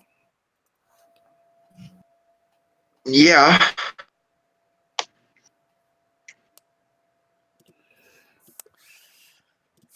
I will admit some of the characters in Zi-O, they are great and they probably will be remembered. Woz and Zogo especially. Though, especially Woz because it's Woz. But the rest is very forgettable. Yeah. Gaze is your bland generic emo writer. Tsukuyomi is just there. It is really used as refrigerator logic near the very end of the series. Thanks a lot for that, guys. And the time jackers are either convoluted, inconsistent, or just boring. Yeah. The anniversary factor of this is, while it shines in some episodes, it does not in others. No. One where I can say that this was evident is, I hate to say it, Gaim. Yeah. Koto literally shows up just to give him the ride watch. No parting words of wisdom. None of that. Yeah. Mm-hmm. Honestly, He just shows up, hands him 2 ride watches, then it says honestly, bye. Honestly, here's something fun you could do, people. When it comes to the main Heisei Riders that involve not the future other riders. Yeah. Riders. You could actually technically judge how much or how little the writer or of that episode actually cared about that writer or series via how they're given the watch. Mm-hmm. Yeah. Most of the time, if the actual actor shows up, it means they really like it. Oh yeah. If it's just handed off to them, usually the returning actor has to at least impart some words of wisdom. Yeah. But if they just arrive to hand them the ride watch or it's literally just some random nobody or a different character from the same series giving the ride watch, that shows that they didn't care. The only one that I gave kind of a pass to for the whole like a different character showing up was the wizard one. That's the only time I really gave there being a pass to someone else showing up in his place. Oh my god, I just realized something. You know what? I just realized something. There's something they never addressed in the interview. Oh? What happened with Beast? Oh yeah, what happened with Beast? He kept his ride watch. Watch, he said he's going to hold on to it. Wait, that amounts to nothing. Nothing. Yeah. Now, here's my take is the following. Let me answer the $1 million question. Is Zi-O the worst Kamen Rider series I have seen? No. Is it the worst Heisei Rider series that I have seen? Also no. That particular dishonor is still, and the crown of that particular medal is still on Ghost's head. Ghost is Yeah. still the most unpleasant for me to sit down and watch. Agreed. In particular, due to the camera work that I can't unsee. Yeah. Oh, by the way, by the way, it's funny that you mentioned stuff about Ghost, given how there was actually some special effect errors made in the Zi-O episode. Oh yeah, that whole green screen fail. Like, oh my god, guys, this is filming 101. How'd you screw that up? Oh no, wait, don't answer. But it is most definitely the most average. In fact, if I was giving it a letter grade, I would be giving it a C. That's The exactly reason what why I would give is it. the reason why is due to the fact that with all the you have a lot of characters that have interesting potential, but nothing is really done with them.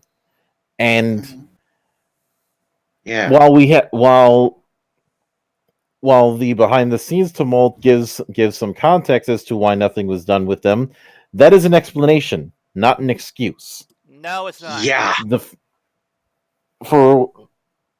The fact remains that barely anything was done with these characters, and the work and instead it was just rested on a few archetypes and thinking that can just be handled from there. It wasn't until the end that somebody finally got a clue, which is why I suspect that in the last few episodes there must have been some sort of writer change.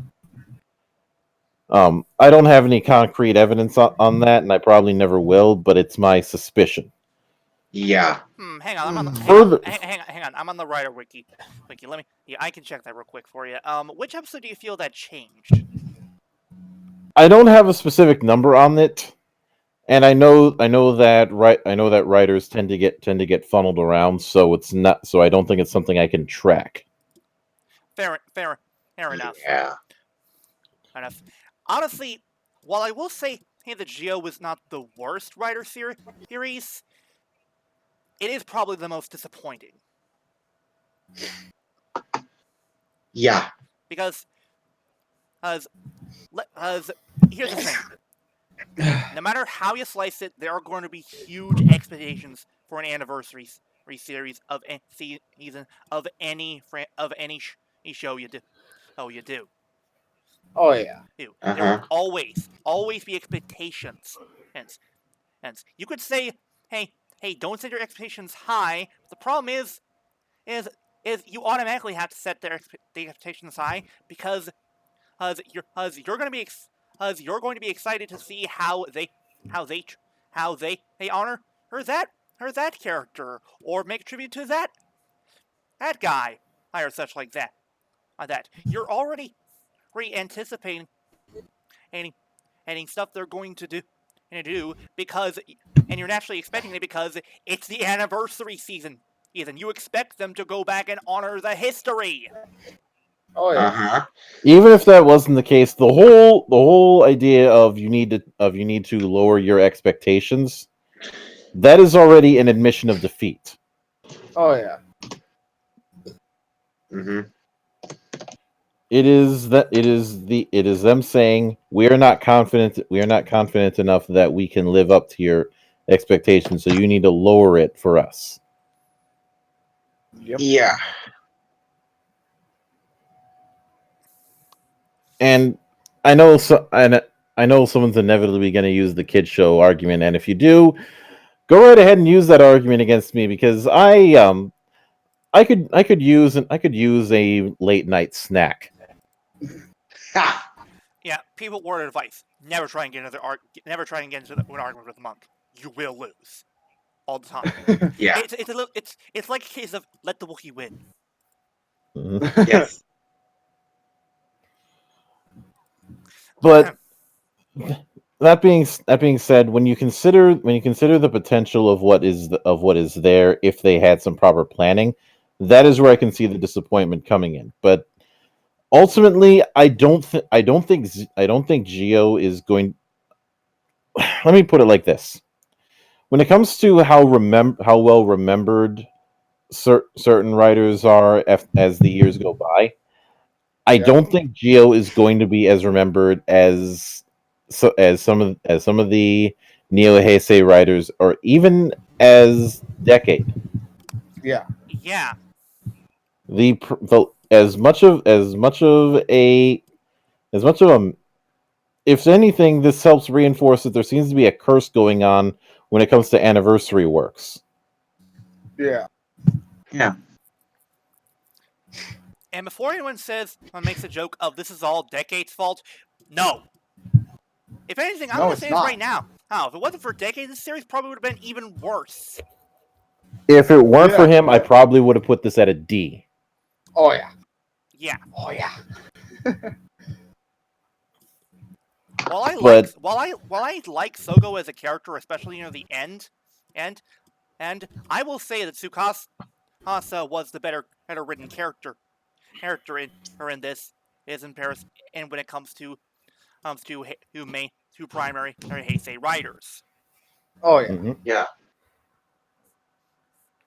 But the fact of the matter is, because of the fact that it's what you have is an instance of, to make a comparison to romance, someone is more likely to remember one date that went horribly rather than an okay date they had amongst many. Mm-hmm. Yeah. And that is why mediocrity is worse than death. I don't think the only people who are going to fondly remember Zi-O in 10 years are the people who hated it. It's bad Yeah. enough to be hated, but not bad enough to be loved. Uh-huh.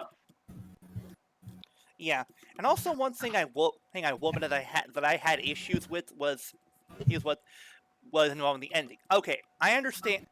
Let's be fair here. We knew the ending was coming. We knew that was how they were going to do things. But Yeah.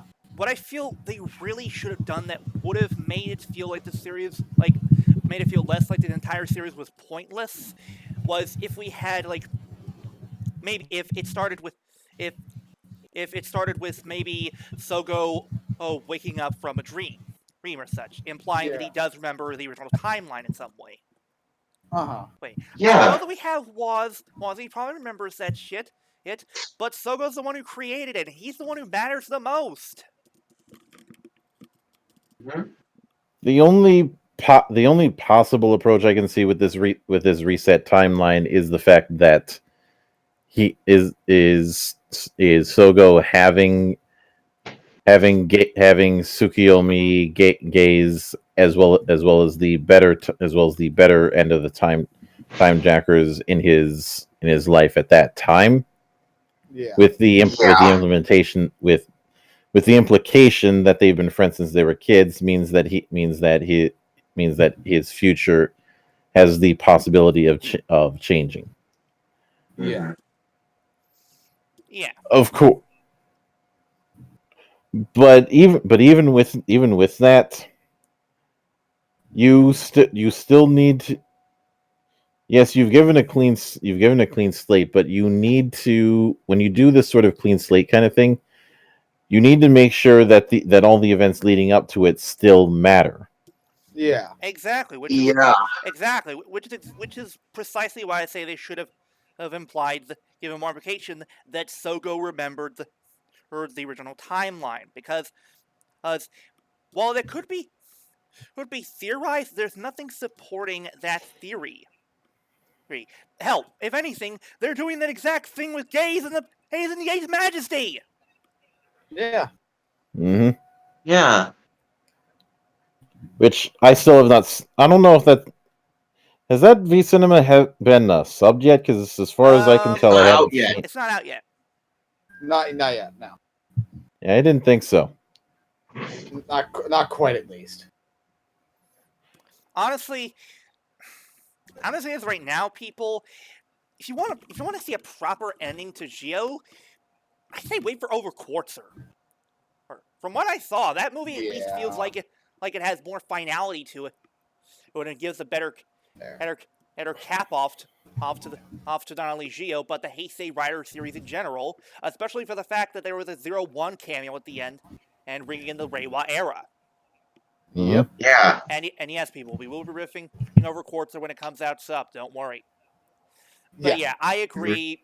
The letter rating for this is definitely a C. Oh yeah. Anything that you are Flutter want to say, Hiiro? Not that I can think of, because a lot of it's already been covered or I've already said my piece. So Yeah, same here. Zi-O, know that we're not mad with you. We're not mad. We're just disappointed. yeah, Very. Very, very. very. We judge you, and we judge you as mediocre. Yeah. Anyway, with that finally done on people, a quick announcement. There will not be an episode of the Roundup tomorrow, people. There is literally nowhere near enough news for us to do a Roundup episode tomorrow, but we will be doing something tomorrow regardless. That being, we will be doing a quick TCR of the movies, wherein we'll be covering several Kamen Rider Higher Battle videos.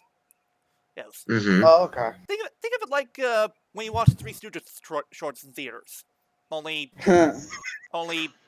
with spandex and rubber-suited monsters. That's not wrong.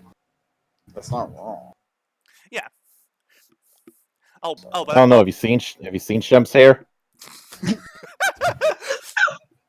Also, and another thing, people, I'm throwing in a something else in there that these bozos have no idea what it is. Oh no. I told you about this one. I just didn't tell you what it was, and you're not gonna find out until we actually get get to it tomorrow. Oh god. Oh, don't be such a baby. Baby, brain cells growing back. No, they don't. No, they don't. No, they don't. In fact, since Mildra could be here, I'm going to tell him what the special surprise I have in mind for you guys. Mm-hmm. Which obviously I won't be there for that because I'm a very busy monk. Yeah. And speaking of which, I will have a new review up tomorrow at 3 p.m. Central. And it's going to be the first time I've covered an Indian-themed RPG. Ooh. And I will probably fuck up pronunciation, but I will do the best I can. It's the same issue that I had with the Tibet RPG 4 years ago. Yeah. Yeah. So keep an eye out for that. And of course, Monastery Live is on Sunday. Right. Oh yes. Right. We will be linking to Mildra's Discord or server down in the description below, along with ours. But also, Mildred, did you see what I sent you? Hang on, let me see what we got here.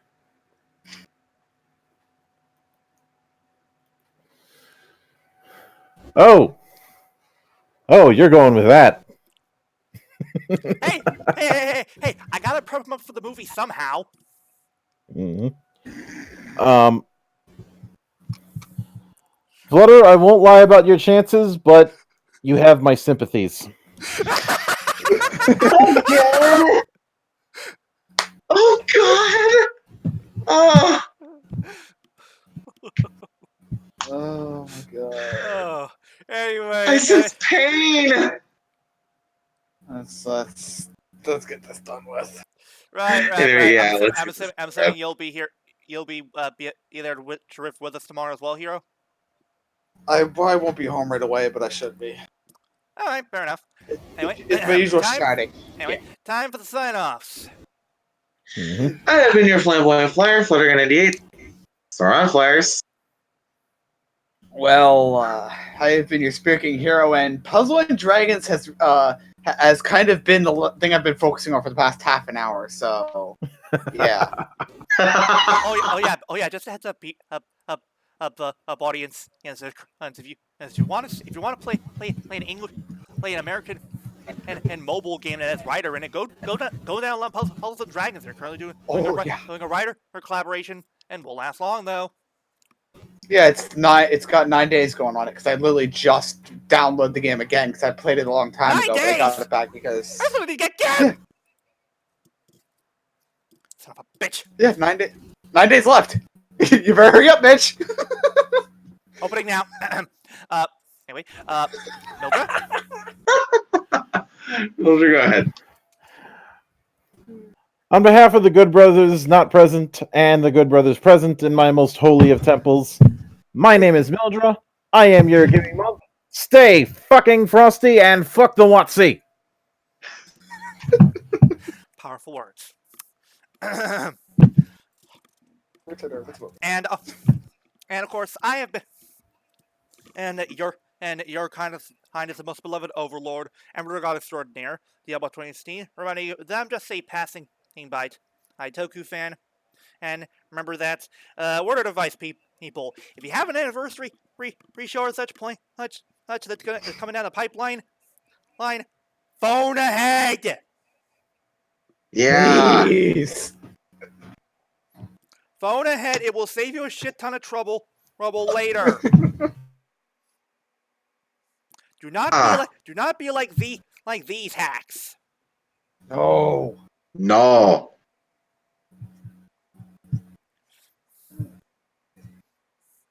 Anyway,